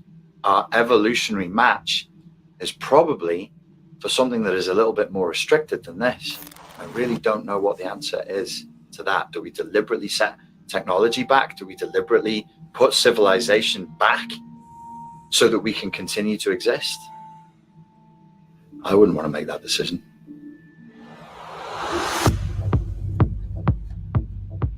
The way I try to make sense of this for myself is I try to think, okay, timeline of humanity. What was the environment that we evolved in? What were the environmental pressures that caused us to evolve in the way that we did, so that we have the behaviors and the inclinations that we do now? And I presume that, like, if our behaviors and inclinations are a good match for the environment we have, then we experience, if not happiness, peace or contentment at least. And so I think, okay, so what were we for the longest period of time? How did we live before this? Because this thing of cities and houses is nothing. It's been here for the blink of an eye, maybe, I don't know, for most of us, 1,000 years, 2,000. Beginning of the agricultural revolution is what, 8,000, 10,000 years ago? All of this is new. Living on top of each other is new. Living inside of cities is new. All this stuff is new. And these environmental pressures, of course, haven't had the time yet to influence our evolution, because evolution takes time, much longer than this. Technology inevitably becomes self-destructive. It's like a snake eating its own tail, because the tech, the stuff that we've developed to help us, is going to develop faster than we can evolve to catch up with what the tech is doing. And that's scary. And playing this video is kind of making me nervous because it's got way too much music in it. I just know I'm gonna get a copyright. So I'm not gonna play any more of it. Let me see. Let me read some more comments. It says, I think if you compare this to a narcissistic collapse, it would likely fall into the unsustainable condition of pre-collapse. Inevitably, but not fully realized yet, it's scary as hell. I witnessed one full narcissistic collapse. It was a heart-wrenching and terrifying at the same time to witness. I'd rather not experience that a second time, but the handwriting is on the wall. I fear it's inevitable on a societal level. Because we're fucking crazy, man. As a society, we done went crazy globally. Let me read some more. It says, as a 40-year-old, having all of this rammed down my throat so quickly in real terms from the 80s where this didn't exist, this absolutely nails everything what is going wrong in the world. Another comment, I've been waiting for this. I can't wait to sit down and watch it later. Da, da, da, da. Another comment, not all of us have lost our way, but we've been raised as too polite to confront what we're witnessing, and we're fearful of standing up individually. Either this is a time when we grasp that reality and evolve individually, or we are screwed short term. Thesis, analysis, synthesis. Another comment, I found you and came to you years ago. People always do that. Another comment, this is your best video. You think exactly how I think about the world that has gone nuts. It's also very hard for people that are already not a part of society because we all feel it. Personally, I think it's a runaway train, just like the environment we fucked up also.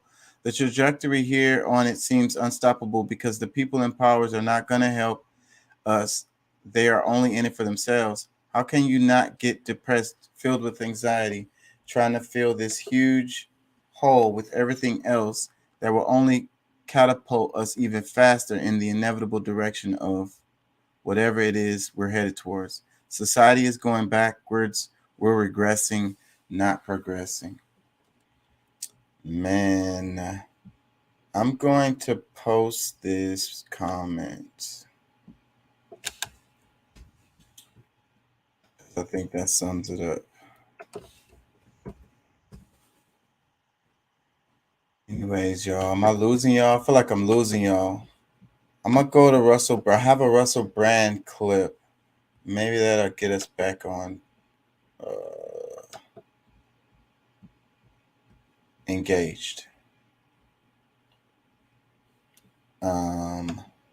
Russell Brand. Here it is. It's only 9 minutes. I probably won't play the whole It's thing. official. Private healthcare companies are scamming us in the US and the UK. As Assange said, the function of government is to take public money and to put it in private hands. And it don't matter if your health suffers or the whole world's health suffers. This will blow your mind.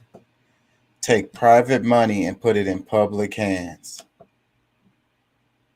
The purpose of life is to acquire objects and possessions. Why don't you discuss in the comments below whether you believe in a materialistic or idealistic model for the foundation and formulation of reality? But while we're pondering such large questions, and while you're clicking on that notification bell to ensure that the algorithm isn't conning us blind, while you're subscribing to make sure we stand strong, let's discuss healthcare. We've just been through a global pandemic where many of you, I know because I read your comments, that's why it's so important that you comment, have been questioning the integrity of the government agencies that regulate health.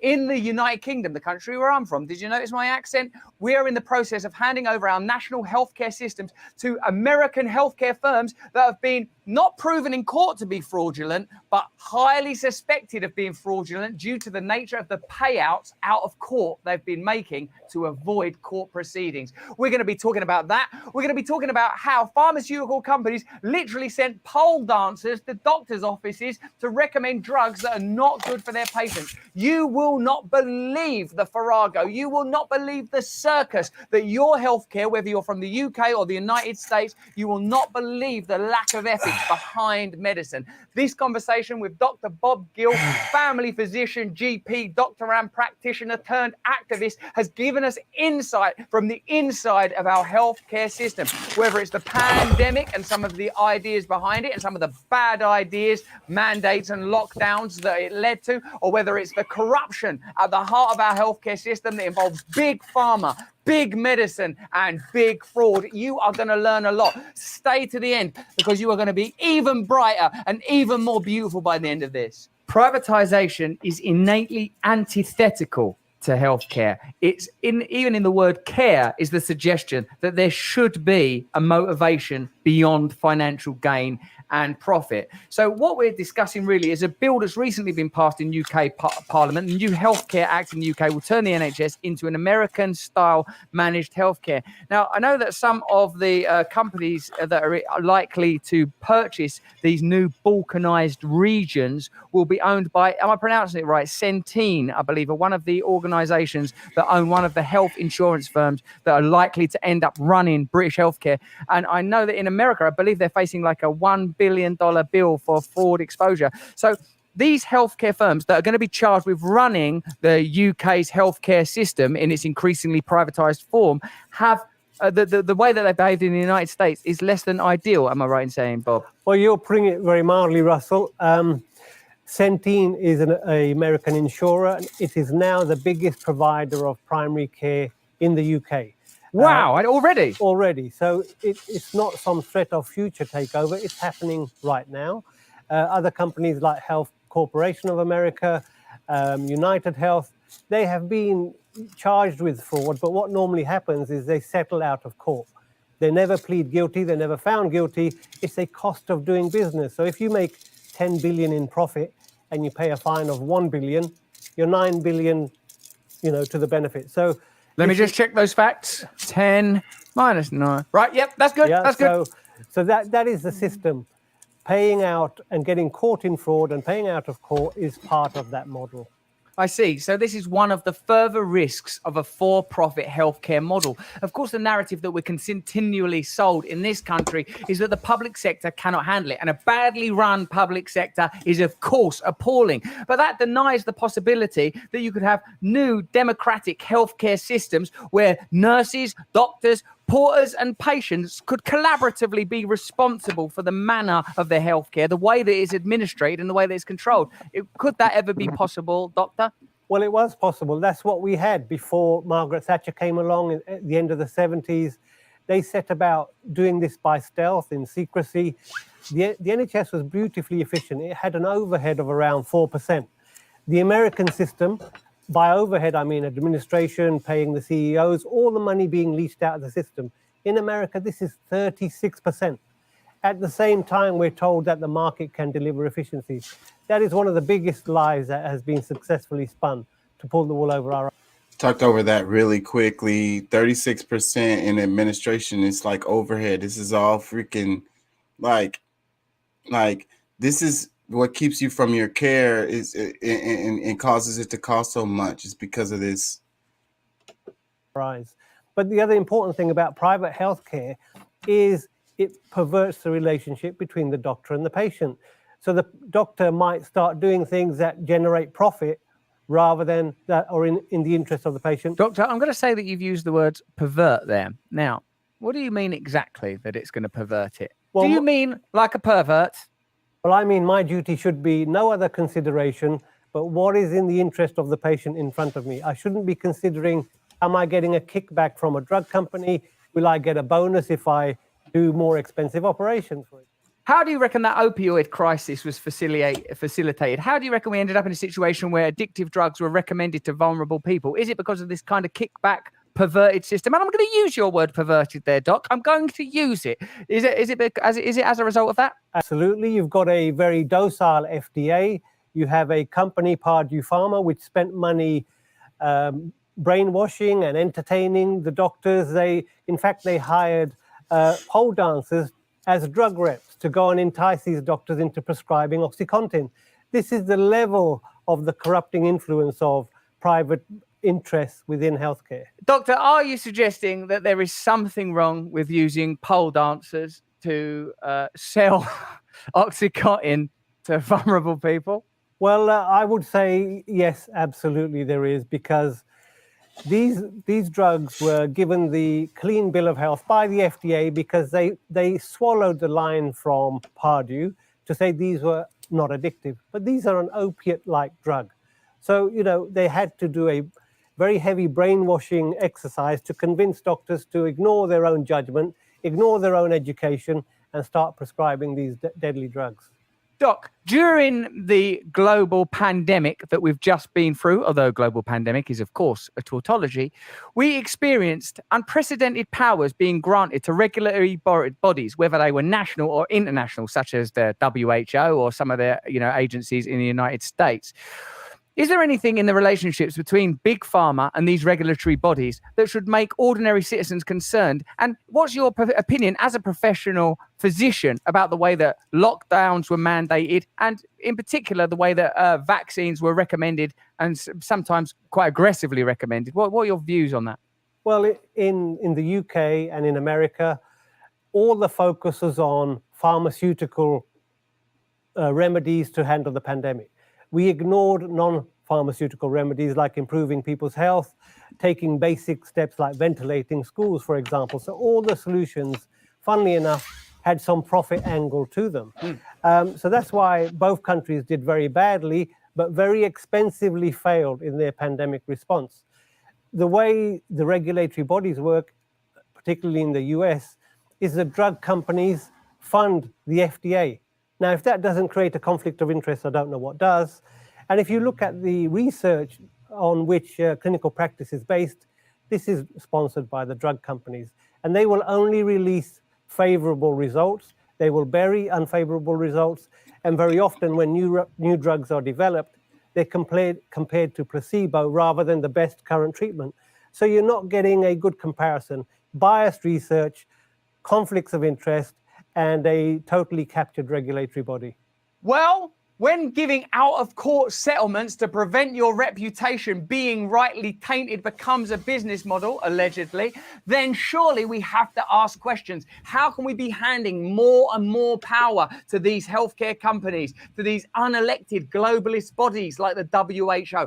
Why are we sleepwalking into this disaster? Why are we trusting them? Let me know in the comments below. I don't know. Maybe it has something to do with the education system and the media. The caption says, private healthcare companies are scamming us. Today, I'm joined by Dr. Bob Gill, who tells me all about privatization of healthcare, how the pandemic response was all about profit, Big Pharma's funding of the FDA, and its biased medical research. Let me read some comments. It says, I'm a physician and have been in the medicine for decades. The FDA is a disgrace as the CDC. Sadly, the medical system is completely broken down, including and especially academic medicine and research.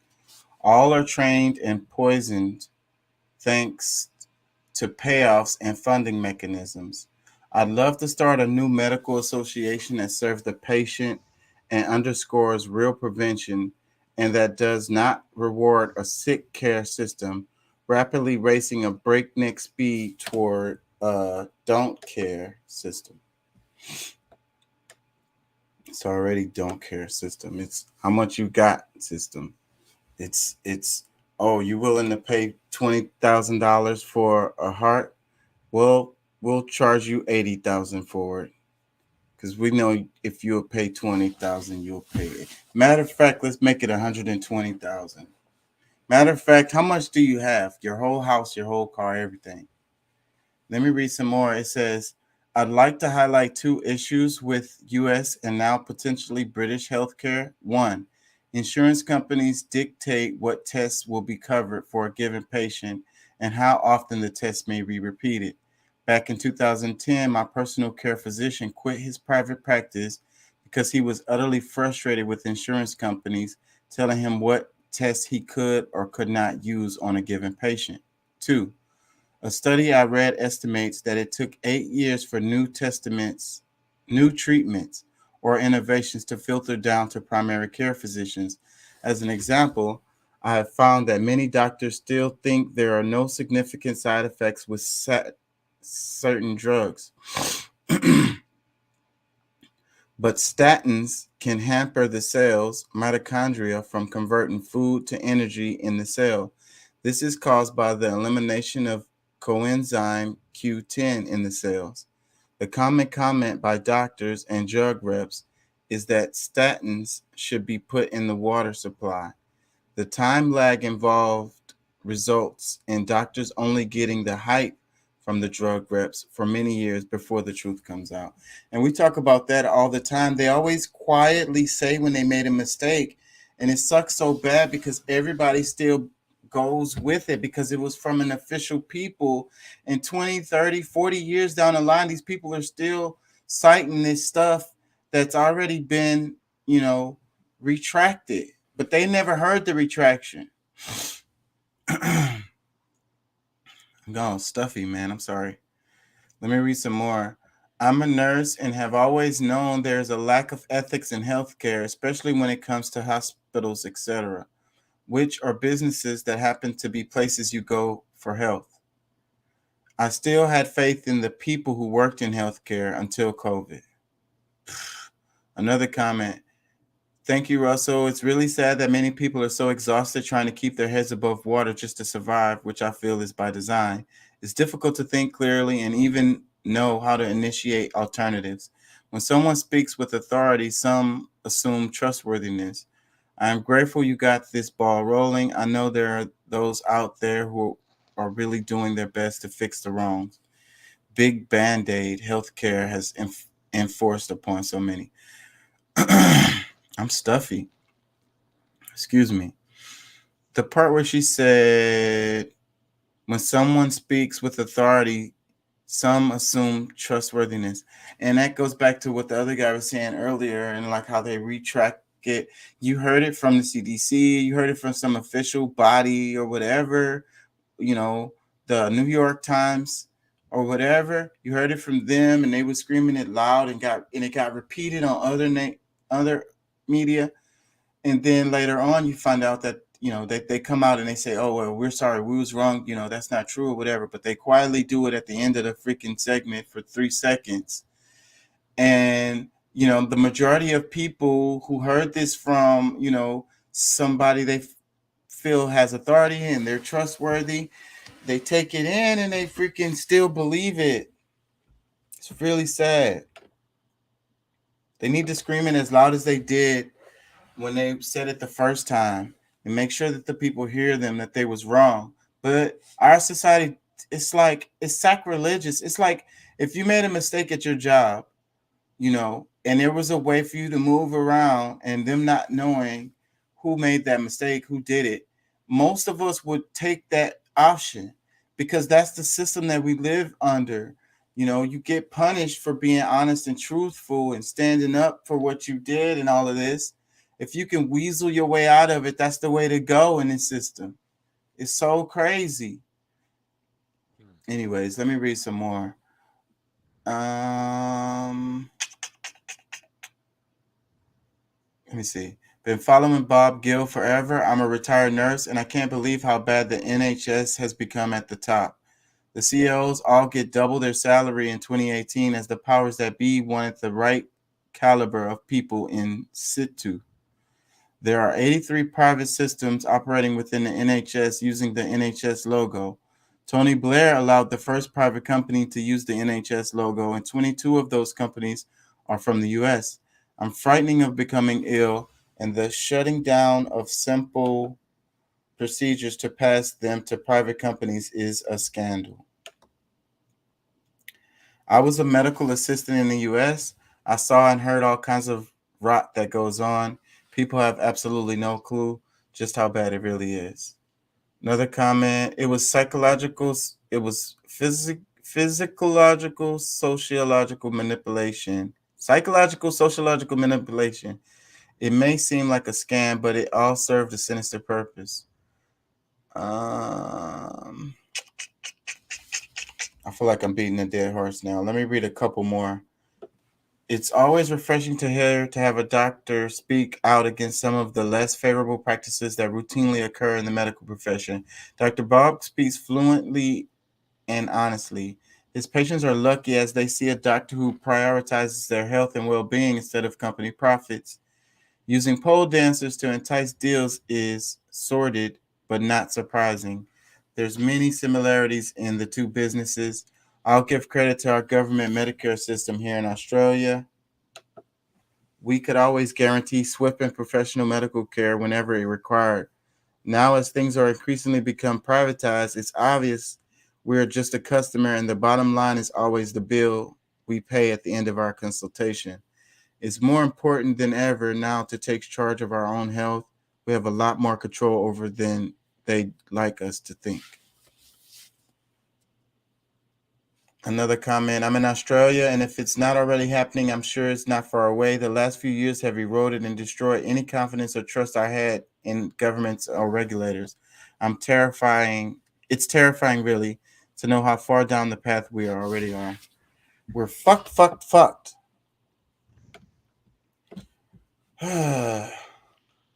Doesn't have to be this way, though. Are you there, Pat? Yeah, I'm here. No, it doesn't have to be this way, but you know, some of us are just way too comfortable or too scared to do anything about it. Yeah. And it's scary. It really is, because they'll attack you, and you stand up as an individual, and try to make a difference. They're going to cut you down. They're going to chop you like a some of the people that you actually fighting for will fight you for trying to make their life better.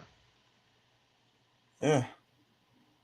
So crazy. So it's just like the Matrix. It's like the very people that you're trying to free are your enemy.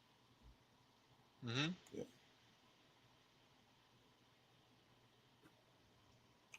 You're just trying to protect them. It's not I'm out just calling wolf, because I mean that's kind of how a lot of people kind of even they look at it that way, like oh, he's just crying wolf, everything, because everything is a conspiracy theory, instead of them seeing the fact that conspiracies are also facts, or can be facts as well, and everything that people have come up, because I mean, of course, we know that some of these things are not real, but are none of them? And they just came up with that whole term conspiracy theory just to freaking, be able to sell it to you, to be able to sell some of their lies to you, because they knew, like, the out of Africa theory is bullshit and always has been bullshit.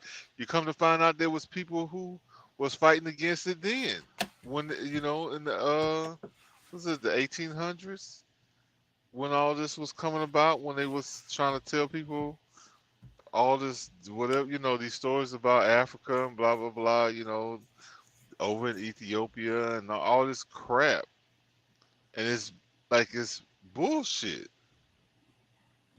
And like I said, there was archaeologists and like people who was doing the studies and stuff at that time that was like, no, that's not true, that's not right. But they just kind of hushed them up, and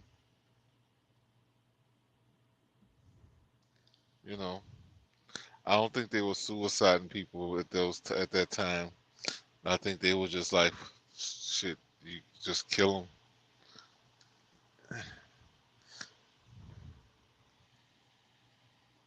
You there?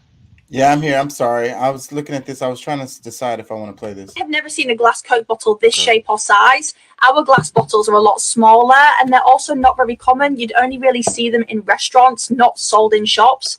But yeah, let's give them a taste. Quick reminder of the British. It's Coca-Cola from Mexico versus Coca-Cola from the UK. I ain't gonna lie, the best Coke I ever drank was the Mexican Cokes, out the big glass bottle. Oh my god. Straight out of some water and ice. And they don't taste like the Cokes that here in the States at all. Like, totally different. Huh? They don't taste like the Coke here in the United States at all. Like, they taste totally different. Yeah, you're breaking up on me. I hate it when it does that. Yeah, man, that sucks.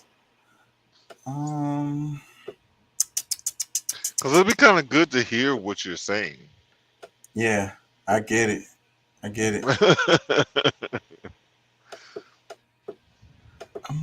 the best ever. I'm the most brutish there ever been. No one can stop me. I eat your children. Hold on, let me see. That Mike Tyson fucking Match me. My style is impetuous. My defense is impregnable. And I'm just ferocious. I want your heart. I want to eat his children. Praise be to Allah. Praise be to Allah. Best to ever been. I'm the most brutal. I'm vicious. Most brutal I ever been. No one can stop me. Lennox, I'm a copper. Man, I love that quote right there from Mike Tyson. I love it.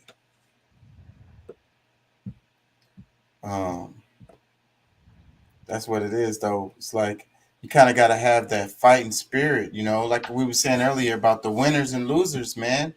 It's going to be winners and losers in life regardless. Like the universe kind of works that way. Mm-hmm. So if you teach your children it's like the whole everything, because see, that's the whole thing. Everything is built on polarities. Like there's a extreme left and extreme right. Yes. So if you teach your children that it's the yings and the yangs, you just go. Everybody gets a participation award type shit. Like, yeah, but and that's the thing to me is just like how a lot of people can't see how dangerous it is to,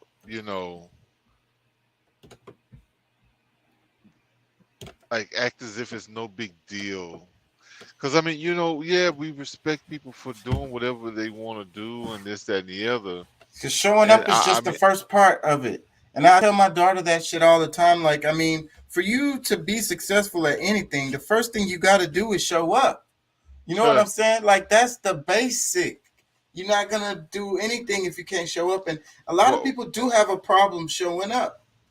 What about, when you think about, like, all right, one of the key things we learn in school, the first thing they do when class starts is what? Take attendance. Roll call. Yeah. But then after you show up, then you got to put in work. Then you got to do something. Yeah, because but yeah, you still take action. Like, it's work. Like, you can't just coast through this life and think that you're going, because the more you try to coast through, because it's better for you to work and keep the world the way you want it than to relax and let somebody else control the world you live in, so that you're back up in slavery where you have no choice but to work. Yeah, so you can at least work on your own. It's just like, okay, because I think that even as much of hard workers as the boomers were, and even some Gen X that came after, those borderline, the late Gen X's and the late, the early Gen X's and the late boomers, like, I think they just kind of just left us in limbo. You know what I'm saying? Because I think the early boomers did some things, but I don't know, like they didn't foresee a lot. Because I mean, shit, we still got a bunch of boomers running the damn country right now, Yeah, bro. Like I don't know, absolutely. man. They still holding on, and they had a prosperous time, and they still see the world in that way, and it has moved on, has changed. Their reality is not the same as the rest of ours. We see their my thing. experience was very different. It was. It very much was, and shit. A lot of them went through some of the shit, pandemics and shit. Like without the technology, or well, I guess we still don't have the technology now to really fix it. Other than the fact that natural. But however, they went through a lot of things when they were young. That because I mean, what were the different wars and stuff that was going on? Like they actually lived through times of war, real war. But they also had like the way the economy was, and like you look at the numbers, and it's like one dude could work and pay for his whole family and get a house and car and all this shit and have regular ass 9 to 5. Like nobody, the world is just way different, and the way society is structured is way different. And they was privileged in a lot of ways, and they don't see how different things are. They're trying to hold on to, they're trying to keep things, I don't know. And that's what I think. I feel like we're reverting backwards because there's a huge segment of our society that kind of wants to go back, They're like, yeah, wait. but I really think that a lot of, because I mean, I complain about a lot of things that's happening.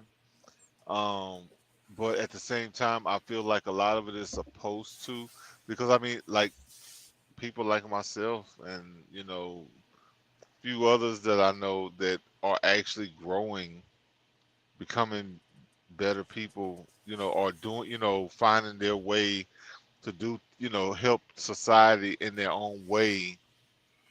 Yourself, I mean, shoot, like a lot of things that like if these things were not happening, where would our growth be coming from? Right. And so, that goes back to the idea that I think about, how like if natural fires happen all the time, and there's a lot of dormant seeds and insects that hang out and wait for the fire. The fire happens and then they sprout. And the nature rebounds stronger and thicker and better after the fire, and it's like a lesson for us in society. I mean, it's a lesson for us in the universal. Like me and you always talk about the laws of the universe, and so everything goes through cycles, right? So for things to get better in our society, in our world, like our human world, it's got to crash, bro. It's got to go through this cycle of rebuilding, rebirth, Yeah, just I mean, hopefully that it doesn't have to crash and fall so badly that that it's a total, like us really having to start over from the same place that our great grandparents started off. Like we saying in the 1800s, like we don't have to start back over from there. Hopefully, there's a lot of technology that could be lost if because I mean they're talking about the threats of nuclear bombs. We don't want that, because we're gonna be dealing with that forever. But what I'll be looking at, and I go back and look at it all the time, is after the Chernobyl. Even historically, if you just look at that event, it's super interesting. But the aftermath of it is really interesting, y'all. I recommend anybody listening go check it out, because what happened was it had the radiation poisoning, in a pretty large area around the power plant, and they made that area, off limits. It's not safe for humans. Still to this day, the radiation levels are unsafe for humans. So it's closed. Everything is closed off, and you can see how nature has retaken the streets and the houses, and the forests have coming back. They got wild wolves. They got deer. The wildlife has responded and come back so strong and beautiful.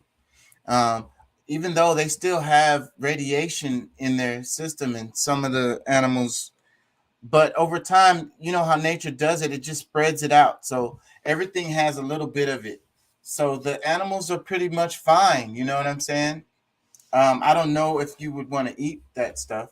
They were showing the fish. There was fish in there's water that they have for the cooling tanks for the nuclear power plant. And they had fish in there. And some of these fish have grown they're like catfish. They've grown to these huge size. Like they just keep getting bigger. They're in a perfect ass habitat. And people aren't going over there freaking eating them and killing them and shit. Throwing fucking toxic waste in the water and shit. Even though, that's the reason why it's cut off, is because they feel like that water is really toxic, because it was part of the power plant. It was used to cool. So they feel like it has a lot of it has high radiation amount. But those fish are doing fine. You there, Pat? Yeah. Some of it was you was going, in and out. You said the radiation was something about the fish and radiate. I don't know. In Chernobyl, because right now I'm hearing you, huh? After the Chernobyl disaster, they closed off the area, and now the nature has bounced back really strong as a result, because it's cut off for people. They got security and they don't let people up in there. So nature has come back. They got wolves, deer, and everything. The trees, the plants, everything is rebounded and it's beautiful. It's like a wilderness. Yeah. I mean, in order for there to be life, there must be death. So I mean, that's something that we complain about. Just that, I mean, because we're this is the life, this is the time period that we're living in, and of course we don't want things to be. I don't know if anybody really really would choose or to go through the life of when these big changes happen, but what they say, the only thing constant is change. That's true. That's 1,000%. Let me play this. Afford bail? How are they going to afford to get their car back? But at least the car still exists. A lot of times, the cops just take people's cash. Like this man. This is Miguel. Cops came into his house with a search warrant, arrested him, and looked for all of his drugs. They found nothing but his cash savings. They would give it back to her if she told them what they wanted to hear. Unfortunately, there was nothing she can tell them, so the two higher officers split her money between each other and just put it in their pockets, and that money was never reported. Okay, so there's 21 states that track civil forfeiture, and the median amount of cash that the cops take is about $1,300. The estimated cost to get an attorney for a forfeiture case is $3,000. So what happens? People just charge it to the game. Then the cops sell their stuff. We'll play the beginning of it. Arrest dealers or criminals, they often seize property, and they don't need this, so they turn around and sell it for really cheap. That's right. All the stuff that you get there is from the bad guys. This truck, this was Lex Luthor's truck. The bed was full of kryptonite. Most likely, that's just somebody's truck. See, it takes money to fight civil asset forfeiture in America. Yeah, man. That shit is a huge scam, and I really wish So people always be feeling like, oh, they're criminals anyways. They did something wrong, so that's why the cops took their stuff. But hey, I think that I think a lot of those people aren't or didn't do anything at all, and the cops are just, and it's like, but we're so used to it because we're getting extorted left and right. They be selling us on this stuff with the insurance, the stickers, the license plates, the driver's licenses. Why do we have to pay money for all of this stuff? Oh, it's for our taxes. It's going to cover this or that or that or this or whatever. Whatever, man. And then the same thing with them taking the cars and stuff. Like, okay, do they have to tow your car and keep your car? Like, do they have to do that?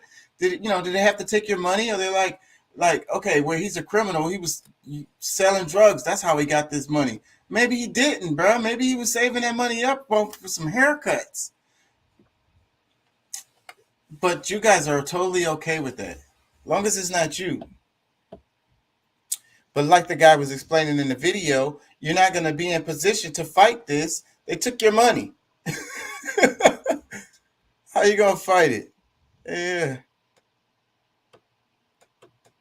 And making a complaint on a cop is like the hardest thing ever to do. You're going to go through a whole long-ass red tape bureaucracy, talk to some automated computers. You're going to talk to some algorithms. They're going to give you the runaround. Anyways, but y'all are totally okay with this system. Nothing wrong with it. It's perfectly fine. It works perfectly fine. Don't be a criminal. Don't do nothing wrong. They won't take your stuff.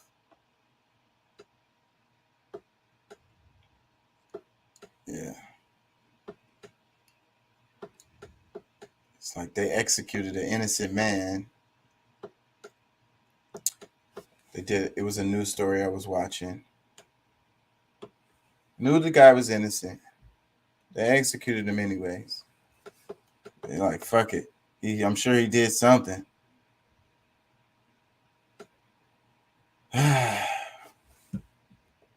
That, huh? Plant. You want to grow corn? You plant a seed. It works with everything else. Huh? Plant. You want to get a new car? Buy the keychain. And put it away.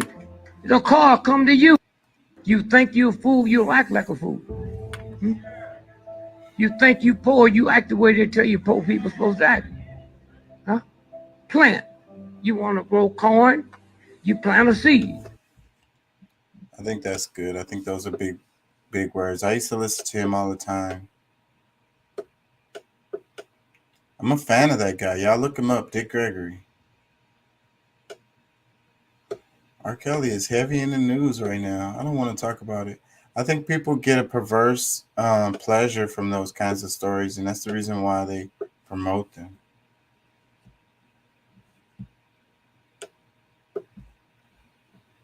I found them at ShopRite yesterday. So, yeah, chicken nuggets, mac and cheese, corn, of course, a brownie. This one got the popcorn chicken, the fries, corn, of course, and strawberry cake. Neither one of them had the pudding. It upset me, but it is what it is. And I'm going to go ahead and heat these up. Brief intermission while my second one is heating up. This is the new logo. I saw it at ShopRite, like I said, and I hated it. I would have bought it just to show you in person, but why the f would I spend my money on that? I don't know that penguin. All right, so they both done. This is the chicken nuggets one. This the popcorn chicken fries. And look at the damn cake. That strawberry cake. I'm irritated already. I'm going to do the chicken nuggets first. So this got the mac and cheese. Let's see if the, whatever. Man, I wouldn't even try to eat that shit. Unless I was starving. I wouldn't even do it for the video. Mehmet Oz, the Trump-backed candidate for Pennsylvania's Senate seat. He lied there because he doesn't just own 2 houses. He owns 10 houses. According to public records, and they are public, anyone can look at them, Dr. Oz owns 10 properties. 10. John Fetterman weighed in on this. In fact, he has detailed a campaign ad that focuses on Dr. Oz's houses. How many houses do you own? Really work with? Well, I legitimately, I own 2 houses. Survey said!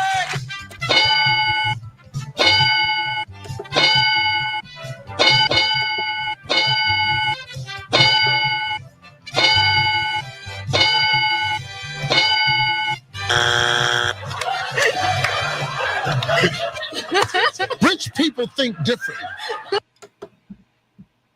TYT. Oh shit, what happened? Something happened. Always happens when I'm pressing too many buttons. Let me try to exit. I don't know what happened, y'all. Don't press too many buttons. Okay, I lost my green screen. That's all. That's not a big deal. Dr. Oz. That dude is funny. I want to play his fucking ad because everybody keeps talking about it. I only seen clips of the ad. Everybody in the political sphere, by the way. Not normal people. I want to fix my green screen, but let me play this commercial for Dr. Oz. I'm going to do some grocery shopping. I'm at Wegner's, and my wife wants some vegetables for crudite, right? So here's a broccoli. That's $2. A ton of broccoli here. There's some asparagus. That's $4. Yep. Carrots. That's $4 more. There's $10 of vegetables there. And then we need some guacamole. That's $4 more. And she loves salsa. Yeah, salsa there. $6. Must be a shortage of salsa. Guys, that's $20 for crudite. This doesn't include the tequila. I mean, that's outrageous. We got Joe Biden to thank for this.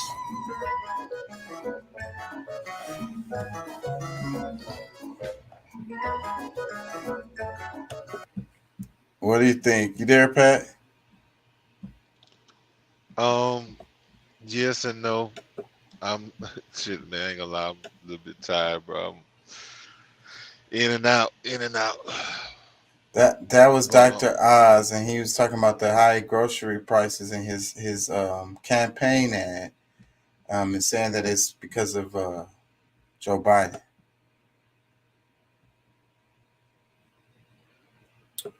The political world was laughing at him because he clearly let me read the comments because they're probably going. Hold on, let me read the caption first. It says, fact check, Dr. Oz struggling his way through a minor shopping trip. Don't worry, we got you, Doc. The Oz that what? Well, that was the caption. Hold on, let me read some more. It says, the Lincoln Project is leading pro-democracy. Oh, but whatever. That's who posted this. Hold on, let me read the comments. It says, you can just tell this dude has never been in a grocery store in his life. Someone has always shopped for him. Let me read another one. It says, who else thinks this is the first time probably decades that he stepped foot in the grocery store? Another one. Back in the day, someone who fell for a pitch from a slick, fast-talking con man was usually called a sucker. We now just call them Republicans. Really? Let me read another one. It says, prices suckers on both sides. Yeah, me too. It says prices are through the roof here in UK. Do I have Joe Biden to thank? No, because I'm not a moron and understand the global situation. What do you think? It was a campaign ad for Dr. Oz, and he was at the grocery store, and basically he was trying to demonstrate how much it costs, how much things cost at the grocery store, and he's saying that it's Biden's fault. Well, I heard you having that conversation with yourself last night. Well, I heard it today, but you was having a conversation. But I tend to agree with because I mean I think it is a difference between presidents. Because I mean, when everything is falling apart, it's not just all just happenstance. A lot of it is based on your relationships with different global leaders. Like it has a lot to do with your the way that you deal with with people.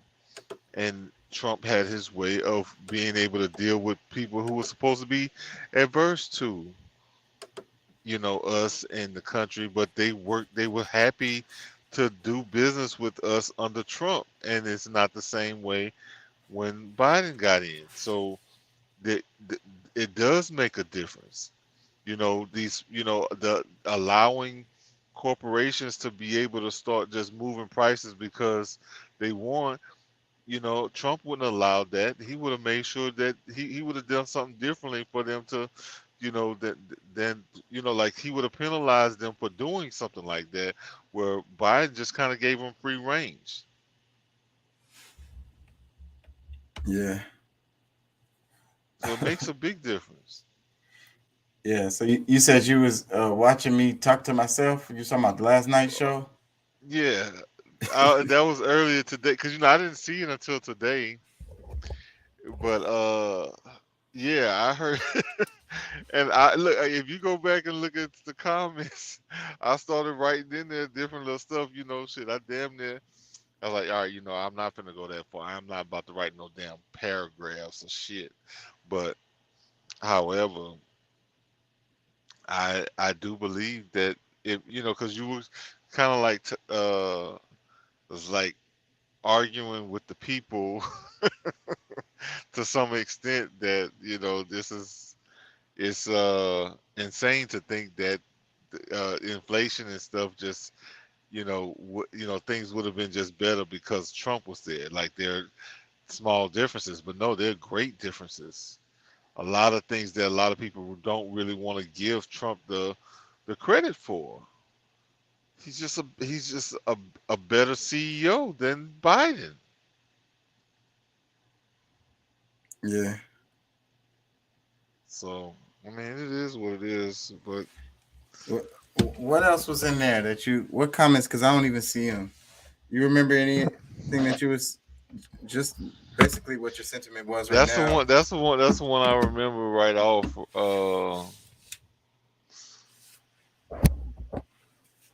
That's what I'm, and because I showed like I was like, damn, I wish you know, because sometimes I was like, I wish he had just called me, like, hey man, you coming on, or you know, if I didn't show up, you know, because I usually have the intentions to come on, but because of I guess my day how everything went, I laid down to take a nap and shit. I was way more tired than I thought. You know what I'm saying? It's lights out. Yeah. Yeah, shit. But once I start the show, I probably could before, but once I start the show, I'll be distracted and kind of focused. Like, you know what I mean? It's hard for me to switch gears into like, you know. You step away and do stuff. You don't like the phone, so I get it. Yeah, that's part of it too. I ain't gonna lie. I don't call people very much. I prefer texting. But you know, that's what you know. We talk a lot of. Well, I know a lot of adults talk crap about kids, and like if you're one of those people that's, because somebody even said that recently, like if you're a person that prefers to text over talking to somebody, you're not gonna have a good relationship. That's probably true because my relationships do suffer. You know, Doesn't mean you can't change though. Yeah. It's the inflection in the voices, right? It's the tones. It's hard to hear that through text. It's way more, you know, what's the word?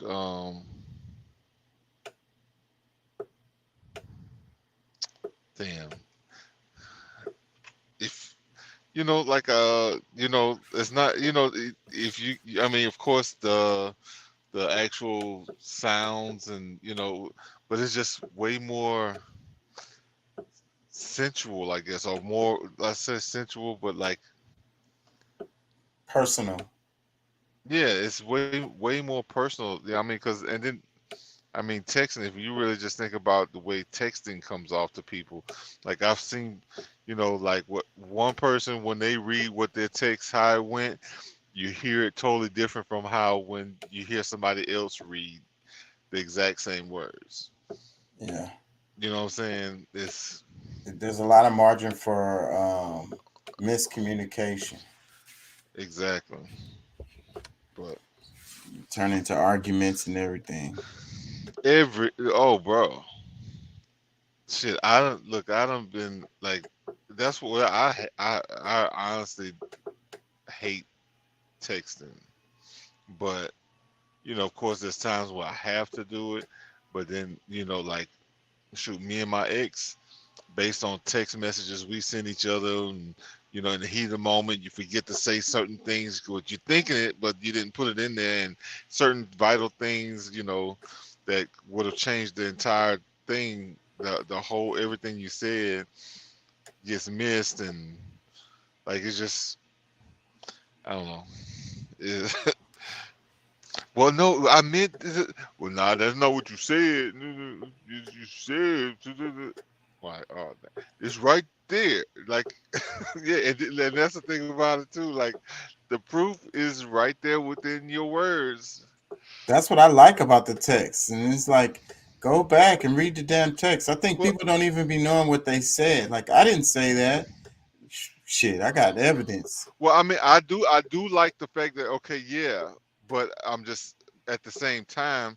I mean, if that's I mean,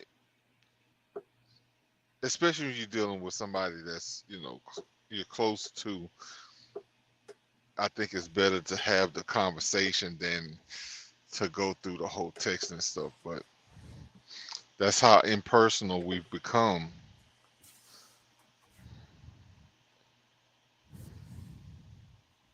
Yeah. It's like the road that we've gone down, the way we've gone as a as a species, as a society, or whatever, a culture. It's like if it feels like we're on, the trajectory is destruction, man. It's like or otherwise we have to do a great correction on our own, and I don't see us doing it. Well,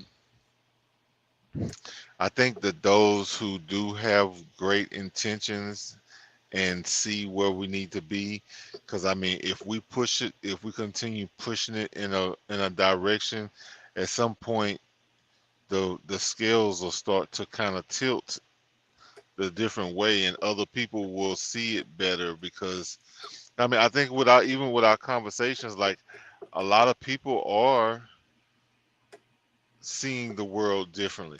I think that was one of the things that I saw. I think you had played a video, and they were going around about oh, he sucks, talking about the president and whatever. Yeah, I think way things going, we would have been better off keeping Trump. And it like quote, like those are probably some of my sentiments, but at the same time, you know, the people, we have a lot to play in, because I mean, really the people because the presidents do go in and out much quicker. Like, we need to pay more attention to the senators, which get to play under the senators, the House of Representatives. Like, they actually move in and out more than like the Senate. So it's like the people who actually control laws are able to, the ability to get certain laws changed. We don't really, like, most people miss those elections. It's like, all right, you know what, this person leans this way, and this is not really where we should be going. Some people don't even understand politics enough to even see where it's going. You know what I'm saying? Like, that's a problem. You know what I'm saying? I argue with, like, it's so many signs that's out there that where we could, a lot of us visibly can see. I think one of my superpowers is that I am able to see things a lot of people are not able to see right away. You know what I'm saying? But even what you telling people, it's just like, oh man, like, you tripping, like, you really, man, you going overboard, like, you really tripping on, like, they can't fathom or even see it going that way.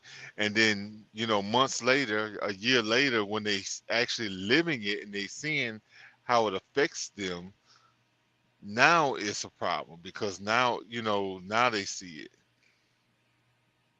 it. They can't help but see it now.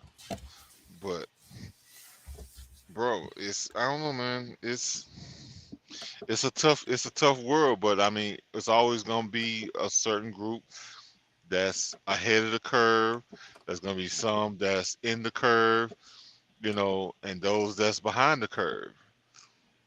So, you know, it just kind of is what it is, you know. And I know there will be no response. You just want to go on to this next thing. What? Yeah, you know me so well. This is a clip from because that dude made that comment, and I don't know. I think it was in a video I was playing. It irritated the shit out of me, and then nobody said nothing about it. But it looked like somebody made a TikTok on it. So let me play. Nation whose economy is dependent on the export of. Tonight on The Factor on. They say we're in a banana republic. I think that's an insult to banana republics across the country. I mean, at least the manager at Banana Republic, unlike our president, knows where he is and why he's there and what he's doing. Oh my God. Look, I'm not going to blame the average American for not knowing what a banana republic is. You've got to be kind of a nerd to use that phrase regularly. I am, however, going to blame a literal politician who thinks that when people refer to banana republics, that they're talking about the clothing store. For the record, a banana republic is a nation whose economy is dependent on the export of one or a few crops, like bananas. But Republicans are using the term to critique the Biden administration for being corrupt and shadowy, which according to Bo Hines is just like the Banana Republic at the mall. They say we're in a banana republic. I think that's an insult to banana republics across the country. I mean, at least the manager at Banana Republic, unlike our president, knows where he is and why he's there and what he's doing. Exactly. Say, bro, I could. That kind of stuff takes my breath away. I don't know what to say. But this is like, that's the whole point. Like, say, bro, there's people that we have entrusted, or they was able to make it so far along. Like, they had people guiding them, the advisors, and you know, people to tell them this, that, and the other to keep the, you know, to fool us enough to get them in office. But they also was fool enough to be used by others, so that's why they were good to be there. You know what I'm saying? Like, we really, like, until we are, you know, because we still get glamored by these politicians that come up on the TV. Like, my thing, I ain't gonna lie, bro. Like, I'm almost to the point where, like, if there's people on the ballot that I never heard of, I'm almost ready to vote for them more than the ones that I see on TV all the time. Yeah. Like the people who are actually grassroots. Like, I'd rather take a chance with them than the ones that's got all the money that you see, you know, such and such for president, such and such for Senate. Yeah, but the problem with voting like that is that those people aren't very likely to win, because if you haven't seen them in no ads, then that means ain't nobody else seen them in no ads. That means ain't nobody else voting for them. Because I like your strategy though, because I think like you, Pat. But it's how many of us is out there? I mean, I think there's people like that all over the place, but the problem is that everybody else is sold on the mainstream ideas. Exactly. And you got this guy who's clearly a freaking idiot. Oh my God. The biggest idiot. Oh my God. Yeah, oh my God. Bro. He Come might as well on. be a chimp swinging from tree to tree with bananas. I mean, I hope after the interview, somebody that knows him pulled him to the side and was like, "Bro, let me educate you a bit. You obviously didn't know this. It's okay. It's okay." Some people were, when he said that, like, the people were probably in awe and just didn't know how to even respond to him. Because I wouldn't. I would be like, I would be speechless. I would like, I don't know where to start. We need to do a history class. Let's do a class.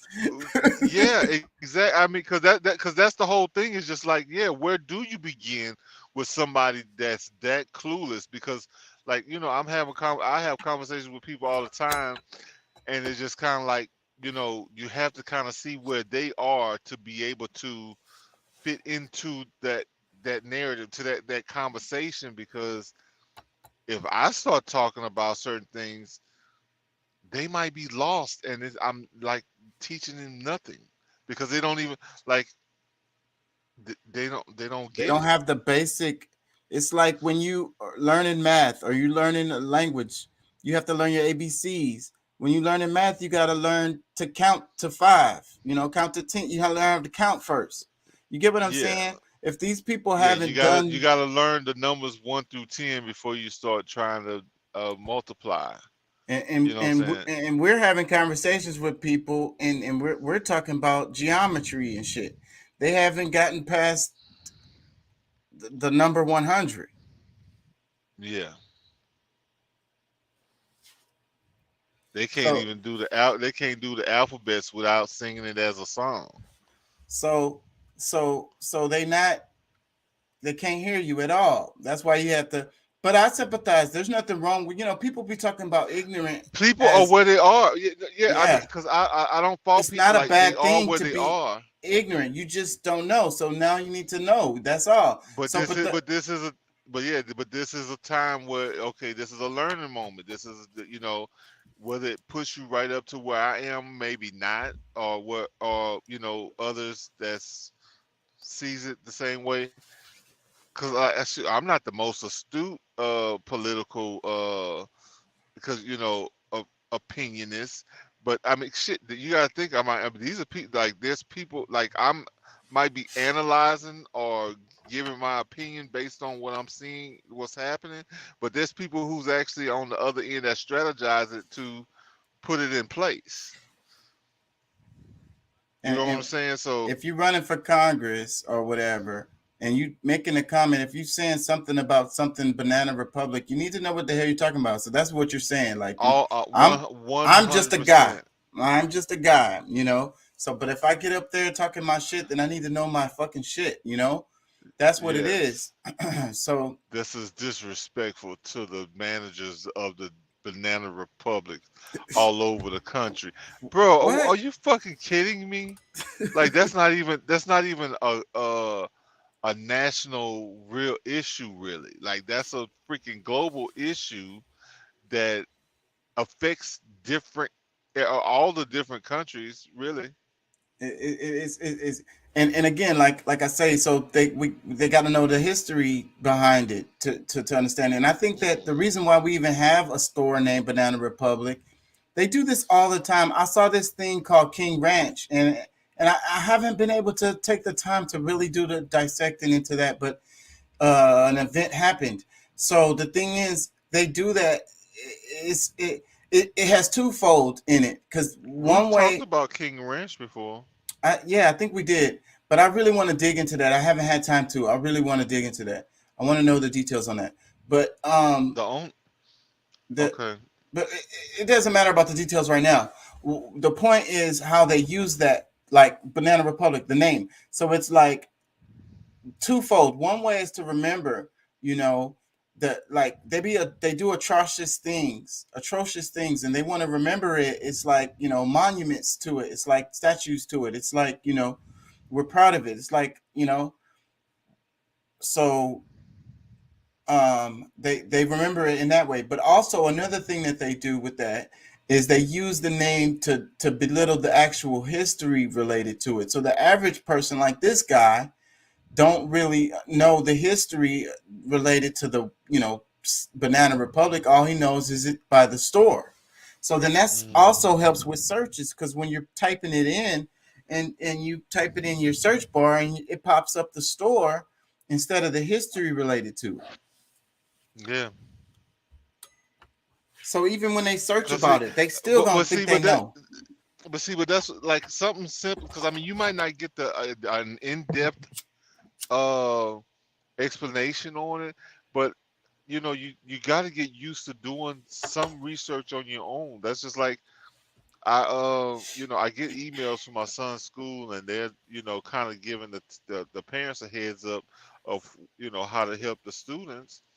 And when my son gets in from school, he calls me, and I've seen the email.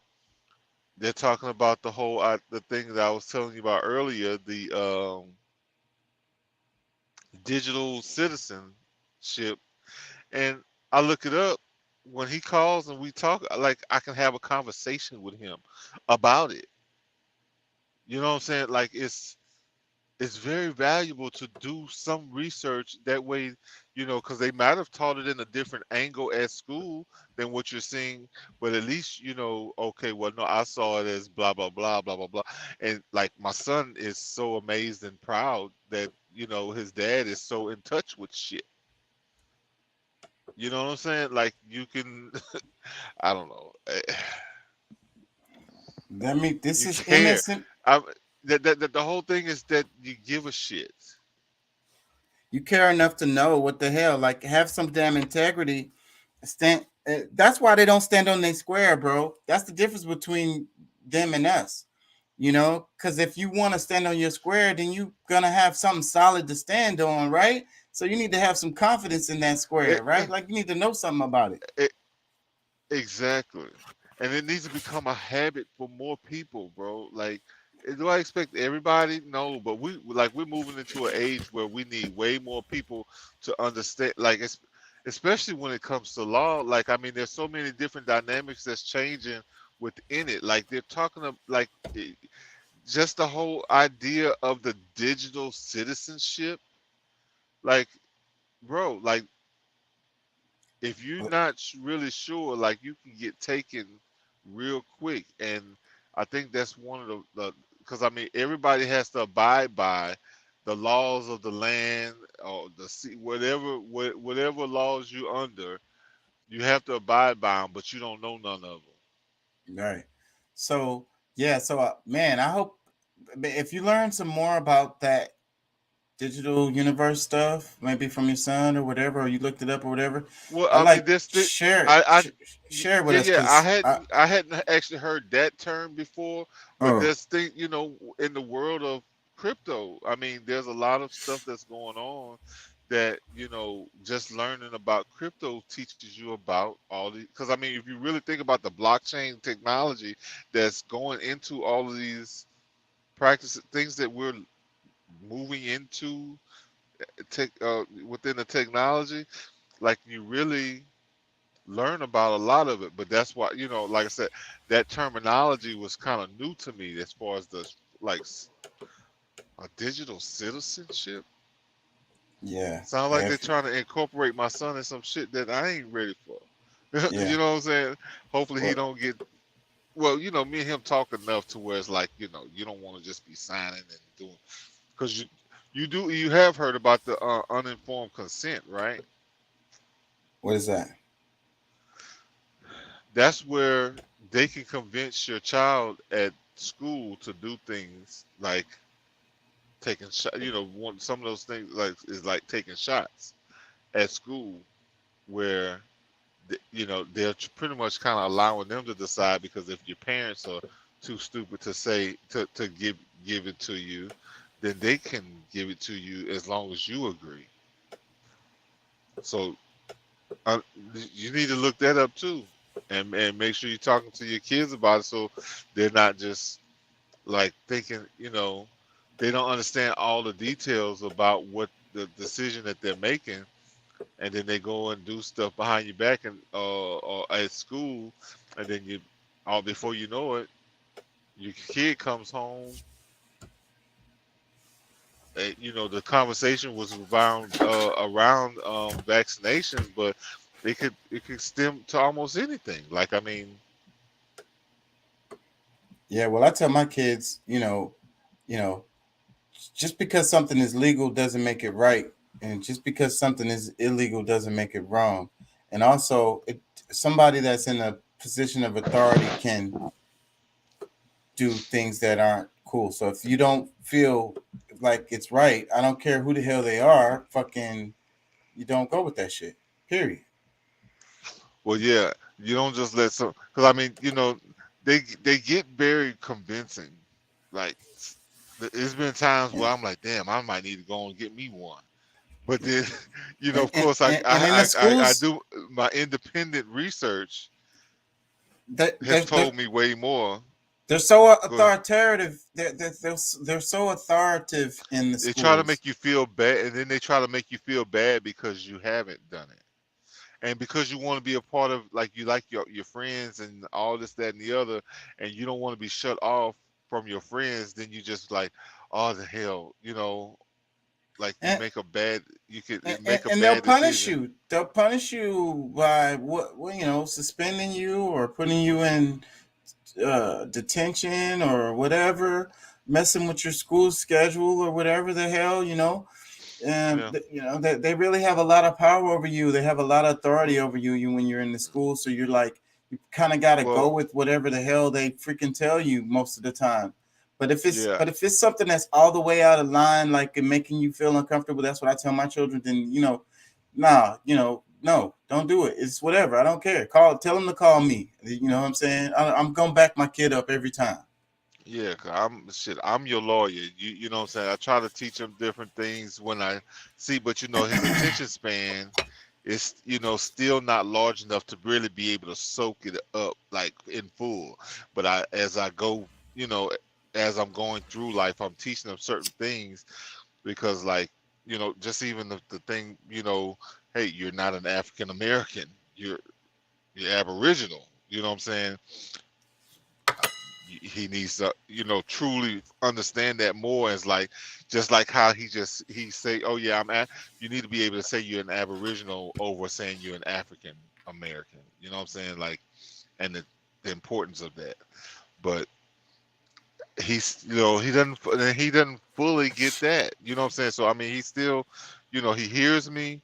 You know, but getting into the whys, but however, you know, we gotta stay on our kids. Like, we gotta really be involved. Super, like, we can't do like our parents did. You know what I'm saying? Like, our parents could be absent to some extent. Like, they had to work these 12 and 16-hour days and stuff. Like, I know my mom did, but the world was totally different when we were kids than what our kids are going through now. We have to be totally present and truly do our job of guidance through these times, or you're gonna lose them. Man, Like, before you know it, they're gonna be, you know, like, especially they're gonna be starting to making decisions on their own, the ability to really decide for themselves. And if you haven't made a big enough influence on them, somebody telling you. has. I'm telling you, man, that attention, influence, support is so important. It's like how, I love plants and I'd like to compare people to plants. So, but I feel like if my parents had paid more attention to me, I'd probably be a marine biologist or something. Ain't no telling, astrophysicist. Yeah, I mean, I've kind of just explored those thoughts too, but you know, I also feel that because of how everything played out was the reason why, like, I was supposed to go through these things because, I mean, I think I'm smarter than what I would have been if I would have gone through the indoctrinations of all of the different schools or this, that, and Yeah. the third. I feel you Like, because I tell myself the same thing, but I think that it's a thing that we tell ourselves, man. Not to say that it's not true, but what I'm saying is I think it's just a thing that we tell ourselves to make ourselves feel more no, comfortable. not me. I don't think it's not something I know the proof. Like, I got the proof. Like, I've seen it. Like, I've analyzed it. I'm better off that my life happened the way it was. My mom and my dad divorcing was a benefit to me. Yeah, I go over that kind of stuff all the time, and I just feel like it did make me stronger. It made me who I am. I'm happy to be who I am. I don't want to Yeah, be somebody if else. I would So have liked to have had my dad in my life more, you know, because, you know, I had my periods of time where, you know, I was a little bit softer. Like, I was like kind of, you know, like, you know, different fights. Maybe I would have been better prepared for or whatever. But even getting my ass whooped was a benefit to me. Like I see it more. Like the more I look at it and the more I analyze it, some of those things I needed my ass whooped for, or I needed to experience it the way I did in order for me to get the lessons that I learned. I just think that we do that to ourselves. We like to we like to have it settled. And it's like the universe, I think that sometimes things aren't settled. It's like it is settled. It's done. It's over. It is settled. By you thinking and still comparing it to try to because I think what you're doing is making an excuse for you know what I'm saying, like you thinking that things could have been better for you when you already in a great position. Yeah, it's not about settled. That. It's about the generations. So, that's what we're talking about here is, because as a result, we're going to make sure that we take care of our kids and we be a part of their life and we, make sure we instruct them and teach them and stuff like that. You know what I'm saying?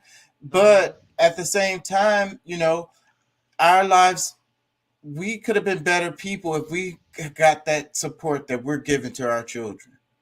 You get what I'm saying? Look, I'm going to say possibly because for me, when I, with the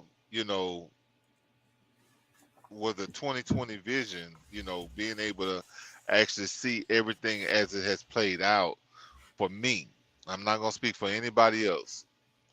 For me, it was better that it worked, that things did, went the way it did, because just to kind of like the mindset that my parents, because like right now, if I had done everything that my parents did, my son, me and my son both would be jabbed up and maybe 2 or 3 times already, 3 times or more already, and all of the damage that it's doing that people are seeing now, all of the injuries from it, I'll probably be suffering it. But because we didn't, of course I'm got my health issues, but my son, he's good. You know what I'm saying? So I mean, there's different things that, because I'm not some fancy doctor or some marine biologist or some lawyer, doctor, whatever. Because I'm not that doesn't mean that I'm not great and that this is like shit. I make more money than a lot of doctors. Yeah, but that's not what I'm saying. It's kind of like but what I'm saying, I know it's not about the money, because I'm just saying that's just it's just the fact. I mean, because really, the ability for me to be able to think for myself, for me to be able to take information, process it, and use it that benefits me and my family, my son, who I actually have responsibility over, because everybody else around me has taken the step that I didn't feel comfortable with doing. Like, I really feel like if I was just a part of the system and went through everything the way it did, if I wasn't a high school dropout and learned to do things for myself and learn for myself and understand things based on, not what somebody else told me, was a great benefit for me. And I get what you're saying. Like, I agree. Like, I don't want to be somebody else. I'm happy that I am who I am, and the things that I went through is what made me who I am. But what I'm saying is, like, giving your child supporting them, giving them a foundation and educating them, is what you do. Like, that's what you do when you take care of a plant, and that plant grows more green, more wider leaves, taller as a result. You get what I'm saying? So I think that psychologically we tend to do that.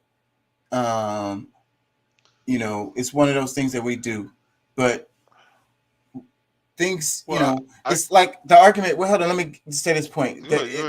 I compare it to this argument that I be bringing up all the time about the chick who says, I grew up without my father, and I'm fine. So my child doesn't really need a dad. I came out okay, so my child will be fine. You get what I'm saying? Mm. So, but what that's what I'm talking about. I'm talking about the generational effects of these types of things. So then as a result, we want to make sure that we're there for our child and supporting them, you know, and communicating with them and educating them because we know that that's going to feed them better. Like that's going to give them what they need to grow and become who, and they're going to turn into Spider-Man or Batman or Elon Musk and shit. That's what's going to happen with our kids. Well, I think that sometimes we go overboard with our thoughts because the exploration. Because I mean, once there's enough evidence to really just show. I mean, one thing is understanding the universe because when it's done, it's done. That's what was meant to be. Period. No matter how gruesome it could be or how great it could be, like it was meant to be that way, and the accepting it. Now, I mean, if you want to, analyze and figure out the reasons why and how, because I mean, like I said, like I'm looking at how these things benefited me. That's one thing, but then to try to, if I did it the other way, where I'm like looking down and feeling like I'm in a bad place because I didn't have certain things, like it wouldn't be as much of a benefit to me. Yeah, I get it. I get it. Accepting it. I think I do accept it. I think I do. But at the same time, and it's not about comparing what my life could have been or whatever. It's just like, it could have been different. Things could have been different. That's all. Well, It would have been nice. I'm just saying Like if it's like if you would have got this, if because I mean, potentially based on some of the things I heard, like if things would have been way smoother with your mom and your dad, I mean, maybe you could have went to Harvard or no, what's the tech school, MIT or you whatever. Like yeah, maybe you would have got the scholarship because you would have had that consistent on your neck, on your back, like people that's pushing you or whatever. But at the same time, you would have been a douchebag. probably, and You I do you struggle with that. I struggle with that. I get what you're saying because I feel that. I feel that. I feel that. But this the idea of having both parents in the home, having a stable household, probably having the same address throughout at least most of your childhood. You know what I'm saying? which is Same very schools. important. I ain't gonna lie, that I mean, because I think that was one of the things that kept me grounded was the fact that from the time I was 2 until today, my mom is in the same house. That kind of stuff. Not everybody gets that, man, and it's like those are the kind of things that it because you get habits. You carry the baggage from your parents, and you end up with habits as a result of your childhood. You know what I'm saying? Like because of the way that they lived, you had to live that way, and you adjusted to it and accepted that.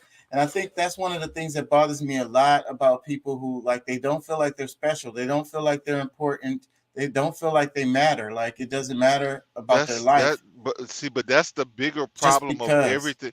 That And then they right have there this singled poor, out poor mentality where they like, oh, of I'm them supposed to of them have sit. nothing. I'm supposed to But have see, nothing my whole life just because. Like I'm just yeah, destined to now have see, nothing. that's the worst thing that can happen to any individual is the lack of love for self and to look down at yourself because regardless of what situation you're in, you do have to look at the fact that it can be better, and because of you, it will be better. You know what I'm saying? Or I mean, the combination of God, because I mean, I got somebody close to me started talking about me. I need to be humble. Like it really bothered me. I was like, no, what you just saw was just a true act of faith. Like somebody who really believes. It's not somebody who's you know not humble. Is more so that my faith in God is much higher than what you know or what you've seen before. But either way, I mean, you have to give Scarce. that effort. you know, God is in you already. So I mean, that's a part of the equation. No matter what you do, it's just you actually not being afraid to take the steps to get yourself past what you're in now. It scares people, frightens them, and intimidates people when you walk in that light, and when you really demonstrate it. Because then it sounds good on paper or in theory, but then when they see it in person, it bothers them. It's like I'm actually doing it. Yeah. It really does. And like I'm like, you know, because I'm like, what? Like I really was at, and this is somebody I really love. Like this is like family. And I was like, you know what? I can't. Look. I may have to just deal with life without you in it, if that's the way you see my movement. You know what I'm saying? If that's the way you see me, you know what? I really feel sorry for you. But I can't indulge and be around you. And I hate it. It's so sad though. We have to reach out to these people, but it's a lot of it is religion. You know, a lot of it is that, and they just like they're stuck in the box, and they just really don't want to like. It's submission. It's submission. They're just like, you know, let Jesus do it. Let Jesus take the wheel. Yes, you know. Yes, but see, and So and who that's are the thing, you? because Who do you think you are? You're supposed to leave it to Jesus. No, listen. They so quick to tell you that, oh, I'm not Christian, I'm not Muslim, I'm not none of that. You know, I just follow the book. You know what I'm saying? Okay, look, regardless whatever you calling it, like you're overplaying this. Like replace those names that you see in the Bible with your own name. Or you know what I'm saying? Like some of these things are just meant for you to learn from, not to praise another man. It's crazy. Whether it was a real man or a made up man, whatever it is, because none of us have the proof to show one way or the other. That's why it shouldn't matter. Like take the stories from what they are and learn from them. You know, what would you have done? What if this whole thing presents itself in your own life? How do you handle it, knowing what you know from this story and that story, whatever? You know what I'm saying? That's the part that I think people need to understand more. But if you want to argue with me more about, well, no, he was real, like, bro, we're gonna be like, we can do this forever. Like that'll be an argument forever. But one thing is for sure, these stories, real or fake, was here meant for you to learn from. Let's just roll with that. You know, yeah, I want to cover one more segment before we wrap it. Okay. Yeah. Because I have this Life article. It says 1960s, the decade when everything changed. Wow. Okay. And it's the real reason why I picked it up is kind of the cover kind of caught me. You know, you got John F. Kennedy, you got Man on the Moon, you got it looks like a helicopter. It kind of probably signifies Vietnam. And the other one is the Beatles down there in the bottom corner. So, but then look, because look who's on the back. Martin Luther King's on the back. So it's funny to me though, because how much they love Martin Luther King, and then they're talking about the 60s. The Beatles made it on the front cover. MLK back cover. You know what? I really need to see. I need to be able to look at all of the symbol, because you know, that's all it is right now. Like what you're seeing is a bunch of symbolism. That's, you know, maybe needs to be articulated to some point. Even the helicopter made it. A random helicopter photo made it to the front cover. But that might not be the important thing, because number one, you know, if we were reading Arabic, we'll be reading from back to front, from right to left. I mean, I don't know feel if you. that the real importance would really, you know what I'm saying, of that really, because perspective. But really, it's really trying to understand the story that they're telling you. Right. Exactly.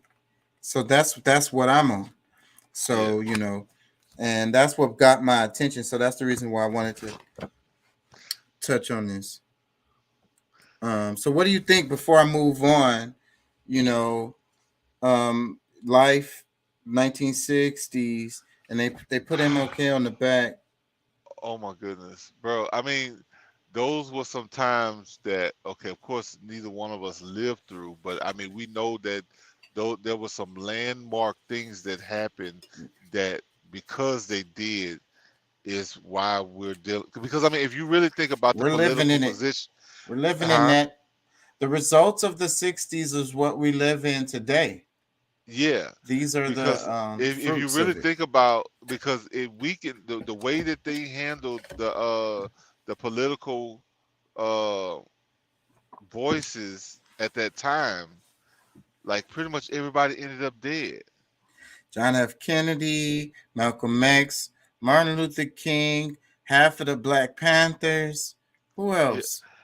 yeah. So I mean, Shit. just think if we were able to like if we would have continued to climb politically from then where they were, because they made some big strides and like things were moving, like things changed, like the The civil, civil like rights right, era. That's what was bro, going on. Yeah. yeah, like Vietnam.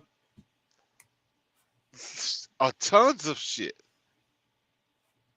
So I mean, there was so many things going on that if they would have kept the momentum from then, the question for like what I would Yeah, want to like imagine where, what we would look yeah, like today. Ooh. where we would John be F. Kennedy would today. probably still be alive, right? He'd still be alive. He was a young man. Martin Luther King would have still been alive, or Malcolm X could have still been alive.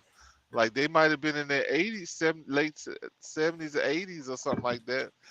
No, yeah, they probably would be in their 80s probably, but still, shit, Farrakhan, he's the only one.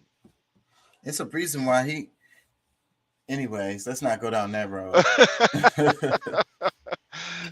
Oh, yeah, I my sentiments exactly. Because I think I've had a conversation of different things. You know, Yeah, he's a my sense. pacifier. He serves the same role as the church, the black church. No, exactly. He just, It's no different. and he just really just had permission to be able to say stuff a little, more exotic, not really exotic, but he's able to toe the line a little bit more publicly, and so that he can help And the it's other funny. side. It's funny how so many Christians, and then they talk bad about Islam, but it's so many Christians that really they black Christians, they really like Farrakhan a lot. Say, bro, look, I'm gonna tell you something, man.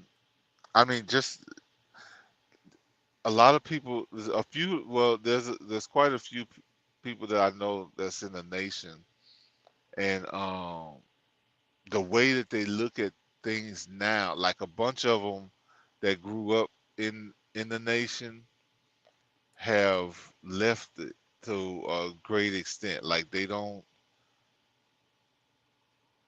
There's a bunch of them still, of course, like a lot of them that do follow or whatever, but there's a bunch that had to leave it alone because of the things that they were seeing. So I mean, you got to really suspect. And I know some of these like people like personally, so I know they're the I know these people from when they got in and to now. Like these are good people, and the reason why that they had to step away was because of them being good people. Some of them may not have seen the same things that some of the others seen, and they're still in there, still involved, or for clout or money. some of them stayed in there. So I mean, you gotta. They do have a great, like, see, I ain't gonna lie, bro. I still have a great respect because they have done a lot.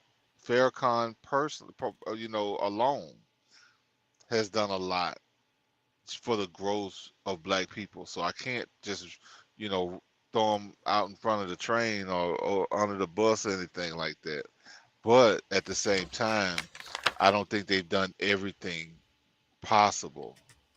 Like there's still a lot of division that could have been cleared up that they know the truth to, but they won't really have the serious conversation so that we won't be divided. But I wasn't supposed to get off onto that. Yeah. Let me read some of this. It says, for the times were changing, and the decade that Dylan and others helped to usher in was one of seismic events that upended and reinvented America. While Zimmerman was becoming Dylan, John F. Kennedy was ascending to the presidency. His grand inauguration seemed like a moment for a fresh start. The America Kennedy oversaw was the world's preeminent force, and he declared at his swearing in that the torch has been passed to a new generation of Americans. JFK's clarion call to explore what problems unite us instead of belaboring those problems which divide us set a forward-looking tone as the nation left the staidness of the Eisenhower era for one of made men stylishness. Man, they threw some words in there, didn't they? Kennedy brought. Go ahead. I was just gonna say too, you gotta something that I think is somewhat key about Kennedy becoming president is that most people don't realize he was Irish, and not until the 1930s. So we're looking at 20 to 30 years later,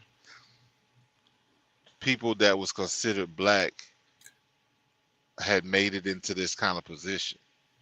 And I was going to say, whenever I hear Irish, I hear black. That's what I hear. No, I mean, the Irish people were black. I mean, most people still think that black and white is based on your skin color. It's political. It's a political status, but nothing more, nothing less. And culturally too, though, because like the Italians.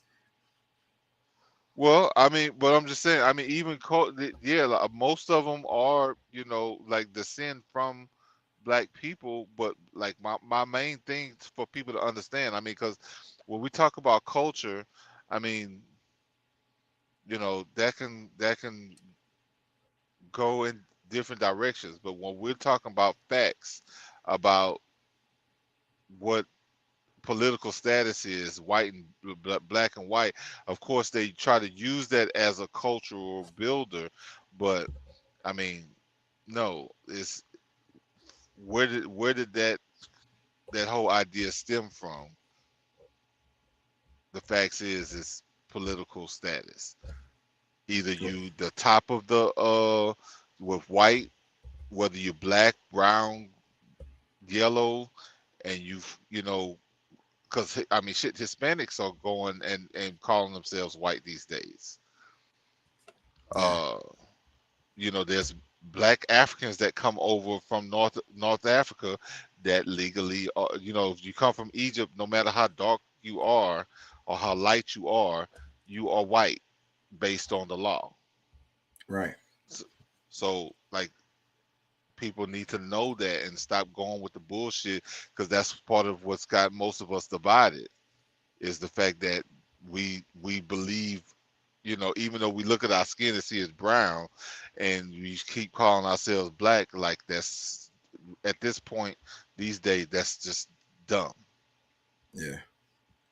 Let me read some more. It says, Kennedy brought with him a promise of liberalism, and there seemed to be much hope as his youthful president created the Peace Corps. Thrilled with the rest of America as astronaut Alan Shepard slipped the grip of gravity aboard Freedom 7 and vowed that an American would set foot on the moon by the end of the decade. And the start of the 60s was a time of movement toward greater rights for many.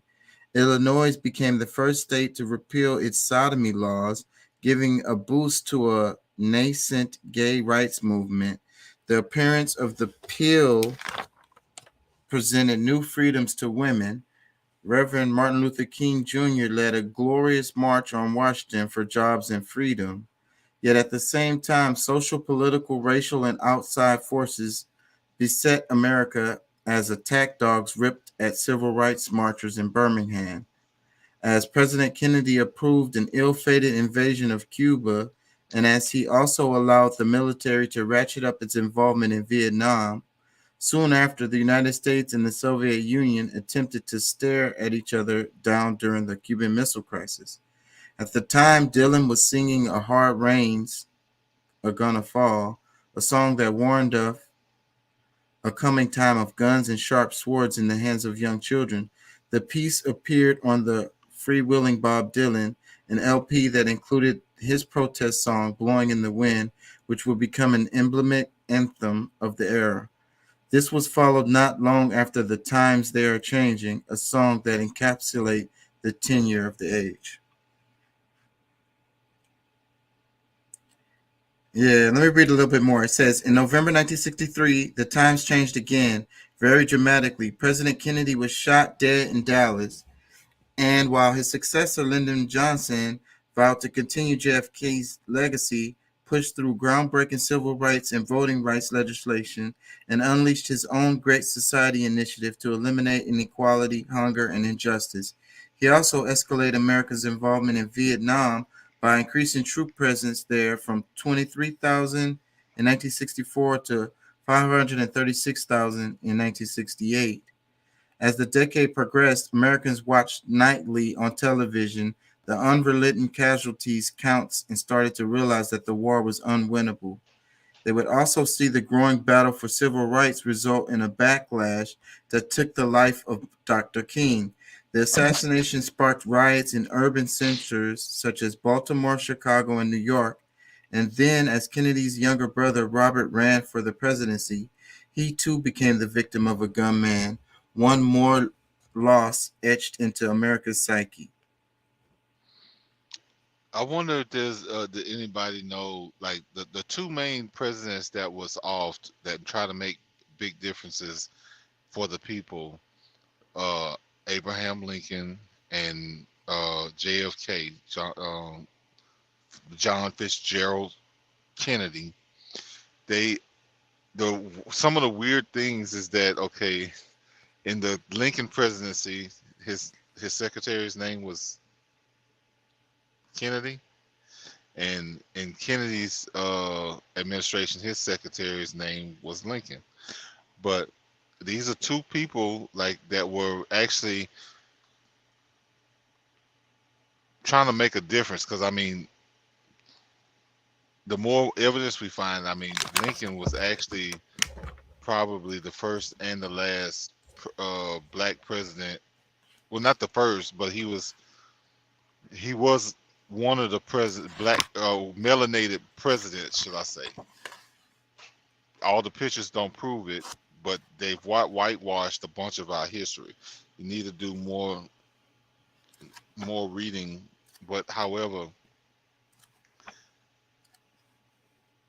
I think that kind of makes like, it's weird how these things kind of work out. The synchronicities that end up happening in the world is, I don't know, it's kind of it's very weird to me. So I don't know, maybe I'm out on that limb by myself, but you don't think much about that, Shot? Yeah, I was distracted because I was trying to get to the next thing I want to get to. What was the last thing you said? I thought we was in the moment of a conversation, but I was listening. Go ahead. No, because I brought up about the whole the two main characters that, of presidents that got killed. Yeah. That would be. They were melanated. That's what you were saying. Yeah, I was listening. Well, I just got distracted. Well, because Lincoln, he was actually a black man, like what we would consider a black man, melanated. He was a Moor. He was white. He was actually legally white, but he had brown skin like you and I, or more like my color or darker. But Lincoln was actually most likely born black politically, and happened to become white later politically. But either way, I'm just saying these were two people that really tried to do something different for the people, and they were killed. And those secretaries, Lincoln's secretary was Kennedy. Kennedy's secretary's name was Lincoln. Yeah. That was just one of those things that was pointed out. I guess one of the weird things about that, you know what I'm saying? It's interesting. I guess. The freaking John F. K. rabbit hole is a whole long ass rabbit hole. Oh my goodness. Well, I mean, it had to do with some of the same things we're dealing with right now today with the money, like the whole fiat. Because I mean, if you think about it, because like, there was a lot of different stuff that happened in the 1930s after the Great Depression with the money, but really in 1971 is where some things got that end up, because the recession came again, 1970, 1971, but they were really talking about bringing it back to a gold standard because of how bad things were looking, not really having something solid to lean the money on. That whole fiat currency it's been screwing up this country for the longest, and making people, the divisions, a whole lot of losses, and some people were having big gains, but it wasn't good for the people. Like, the people at the top, just like right now, the people at the top are able to benefit and do whatever they were doing. So if you decide that you're gonna look out for the people, you get killed. And that's what happened. Of course, I mentioned Lincoln, but we're talking about the 60s, JFK, Martin Luther King, Malcolm X, John Lennon, like anybody that was looking to be honest with the people had to go. It's the people. It was too dangerous. It was like they're uprising. But that's what I think they did. They stamped out the world revolution that should have happened, but it's just been simmering as a result. Let me read some more. It says, as the world as it stands, the world population in 1960 is approximately, what is this number? 2,915,000. No, 2,915,383,000. Today it's nearly 8 billion. Yeah. In 1960, the United States says there are what? Hold on. In 1960, the New York is the world's third biggest city behind Tokyo and London. Stories being told daily today in the so-called Asian century, NYC is nowhere near the leader with some 8.3 million souls. The Big Apple is far behind fast-growing Seoul, Delhi, Shanghai, and Karachi. Non-statistically, America in 1960 is growing in the exciting post-war period as a world power, having assumed a leadership role for democracies from Great Britain. There is an ongoing face-off with the Soviet Union in what is becoming known as a Cold War, where Western firepower has been openly evident, as in the recent Korea conflict and also in France's effort to cling to its colonies in Southeast Asia. People are confused about whether Western goals are a preservation of the past or a hope for the future. Same too with the simmering civil rights arguments in the United States, and the baby boomers are starting to come of age or to become a problem, depending on your view. Yeah.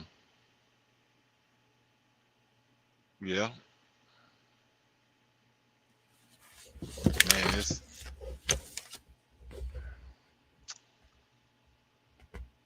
This is interesting. Let me read some more. Twisting is a term that can be applied not only to the dance craze of the early 1960s, but to the gyrations about to alter pop culture thoroughly.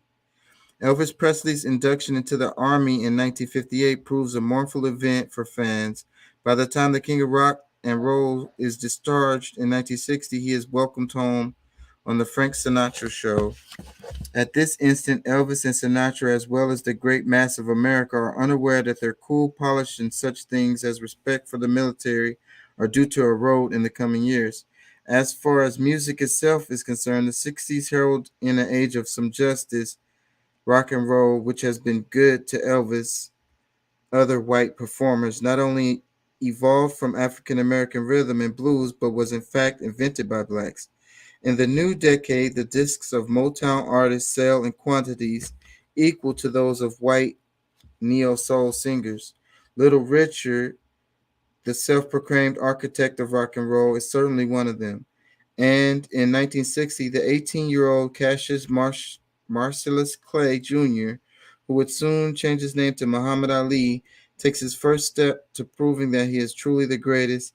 He triumphantly defeats Poland's Zbigniew Pietraszewski and wins the golden medal in the light heavyweight boxing division at the Rome Olympics. Rome? Yeah. So it was, I don't know, but they probably called it something different back then. Everything changes, you know. In the 60s, I don't think, unless they got another place that's called Rome, they're talking about the country Rome or the city Rome. It just says the Rome Olympics. I don't know.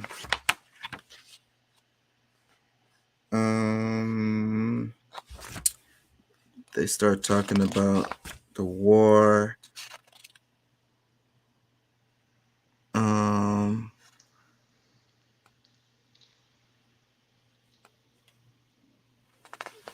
Presidential debate. What is this? Kennedy's Cultural Revolution. John Fitzgerald Kennedy, World War II hero, becomes, at age 43, the youngest man ever elected to the nation's highest office. The Peace Corps is launched. They already said some of that. Hold on. They said that at the beginning. It's one more thing in here. The coldest of wars. Here it is. If things seem a bit topsy-turvy in Americans in 1961, 62 promises to return the hunky-dory, yet there are overreaching concerns that will be made manifest as the days and weeks unfold. Cars are becoming more compact and are not only going but also selling like gangbusters. Surf music and Elvis movies make us smile, as do new entertainments like the Beverly Hillbillies and that sexy James Bond film, Dr. No. In England, unheard yet by American ears, the Beatles record Love Me Do, a book called Sex and the Single Girl promises great fun, and this thing called The Pill is catching on. The U.S. inflation rate is 1.2%, a quarter of the British rate, and a house in the States costs $12,500 on average. Gas is 28 cents a gallon. Harvard tuition is $1,520 a year. Wilt Chamberlain scores 100 points in a pro basketball game. The American dream is in place, but the fact that there are those who would disrupt or destroy it seems clear. We send our kids to a burgeoning number of public schools where they learn the 3 R's, but also practice duck and cover drills that will hardly protect them in the event of an atomic bomb attack. Man after man is launched into space by both sides. John Glenn orbits Earth 3 times. Then a Russian cosmonaut makes 64 orbits. But for what reason, to what end? After 3 years of nuclear tests, banned talks between the U.S. and the USSR and Great Britain, negotiations are halted with no agreements in place. In October, Russian ships carry nuclear missiles to Allied Cuba, where a base has been built, precipitating an American blockade. Washington, Moscow, and indeed all people throughout the whole world hold their collective breath. Kennedy and Khrushchev will blink. duck and cover. That shit was dumb as hell. It's just an example of what the hell they be making the kids do for no damn reason. The damn Is this a throwback issue? Or like how did you get this No, this is recent. This just came out. It was this is very new. It's on here it says display until 9/30/2022. So this is current. This is the current life. buy me one. Shit, you can have this one. After I read them hoes, I'll be done with them. It's some interesting stuff in here. Well, when you're done with it, put it in a Ziploc bag and I get it for I'll send you the money for it if you need it, like that, you know, if you want me to. But Shit, I ain't tripping on that. yeah. Let me read one more little part here. There are indeed events before those of November 22nd, many having to do with the fight for racial equality in America. In the spring, the Birmingham campaign by civil rights advocates puts the spotlight on discrimination in Alabama, eliciting the wrath of Commissioner of Public Safety Bull Connor and the vicious response, something weird with the way they spelled, response of his police dogs and fire hoses. In June, after sending the National Guard to protect two African-American students who were attempting to enroll in the University of Alabama, President Kennedy, in a landmark address, declares, "We are confronting primarily with a moral issue. It is old as the scriptures and is clear as the American Constitution." On August 28th, the Reverend Martin Luther King Jr., who was emerged as preeminent among civil rights leaders, speaks eloquently on the moral issue before 200,000 during the March on Washington, declaring, "I have a dream of an America where all colors and creeds are seen as equal."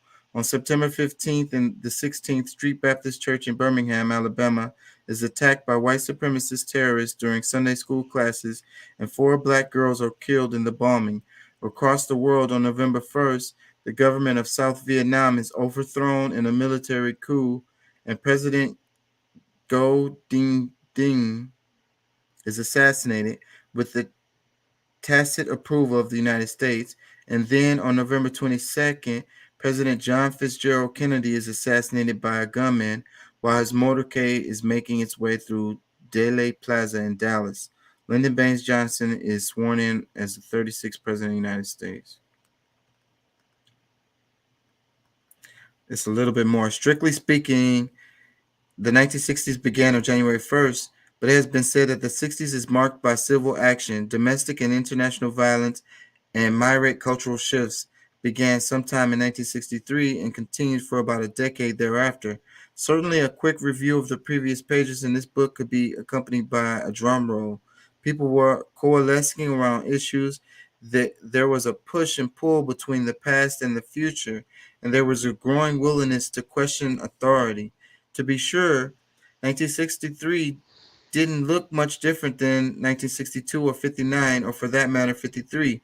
If the civil rights protests were now in the streets earlier, there had been Brown versus Board of Education, and clearly segregation in the South and elsewhere remained intact. The guys in JFK's Peace Corps sported crew cuts or flat tops and cheap shirts, while women's fashion, though influenced by Jackie's Kennedy's A-line dresses, still featured the hair and wheels we see on Made Men. The Great Escape, starring Steve McQueen, was a hit. Go ahead. What do you say? I'm just thinking because I'm the age in the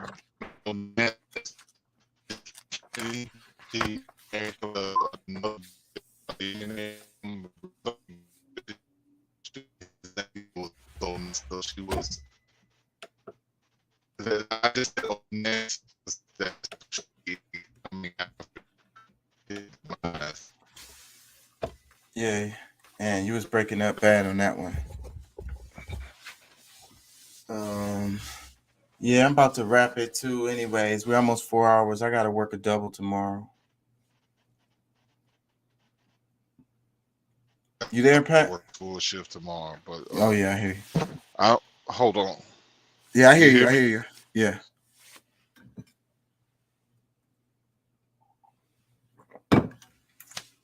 shit. I think we lost you again. Yeah, I'm about to wrap it. Oh, fuck, I'm tired. You there? Yeah. So wait a minute. I got 2 of them open. Yeah. Well, you sound good. Don't worry about it. All right. Yeah, I kicked myself out accidentally. But what was I saying? What was the last thing we were talking about? Something about John F. Kennedy. Oh no, yeah, no. I was saying the whole idea, like who she became. Jackie Kennedy ended up becoming Jackie Onassis. I think in the 80s, I guess you can say, because she ended up marrying some filthy rich millionaire Onassis. But that was just a side thought I was thinking, when you was reading that article.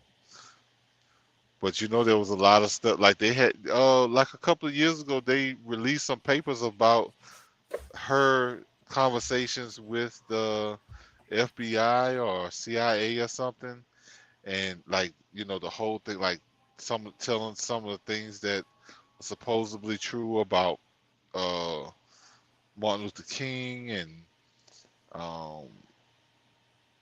I guess because that was during the beginning of COINTELPRO, and all that. So they knew him messing with these different women and blah blah blah. But because she tried to make him out to be like he was a much worse guy than the people saw him as. But there was some papers that was released on some of the stuff that happened back then. Her interview with the CIA after, because I think somebody was saying that potentially she knew that he was about to get hit. Her husband. Or that when she saw or she didn't know, maybe she didn't know that they were about to do it, but once it happened, like she saw who did it, which they saying was the driver.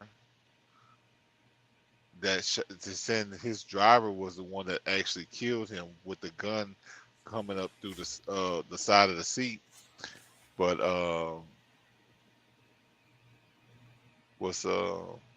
so after that happened to him, like they had to convince her, all right, I'm saying, look, we can figure out a way to make something happen to you too. You better just need to keep your mouth shut and move on with your life. Before we snuff it out. You know what I'm saying? Yeah, man, I'm gonna have to wrap it. I'm tired as hell. Yeah, they would have suicided if they had to. Yeah, man, I'm tired, bro. Yeah, man, I'm gonna be back tomorrow. Okay. Well, when you have a good idea of about what time, let me know so I can try to prepare. All right, cool. I seen some text. All right, man. Peace and love. Thank y'all for listening. Thank y'all for joining. Peace and love. Everybody is more than welcome to donate to the show. Yeah. That's $ King Chaka ENT. Right. It's on the screen. And just to keep things moving. Yeah. All right. Thank y'all man. for being here, and we'll see y'all tomorrow. Yep. All right, man. Peace and love. Get you some rest, man. For sure. All right, man.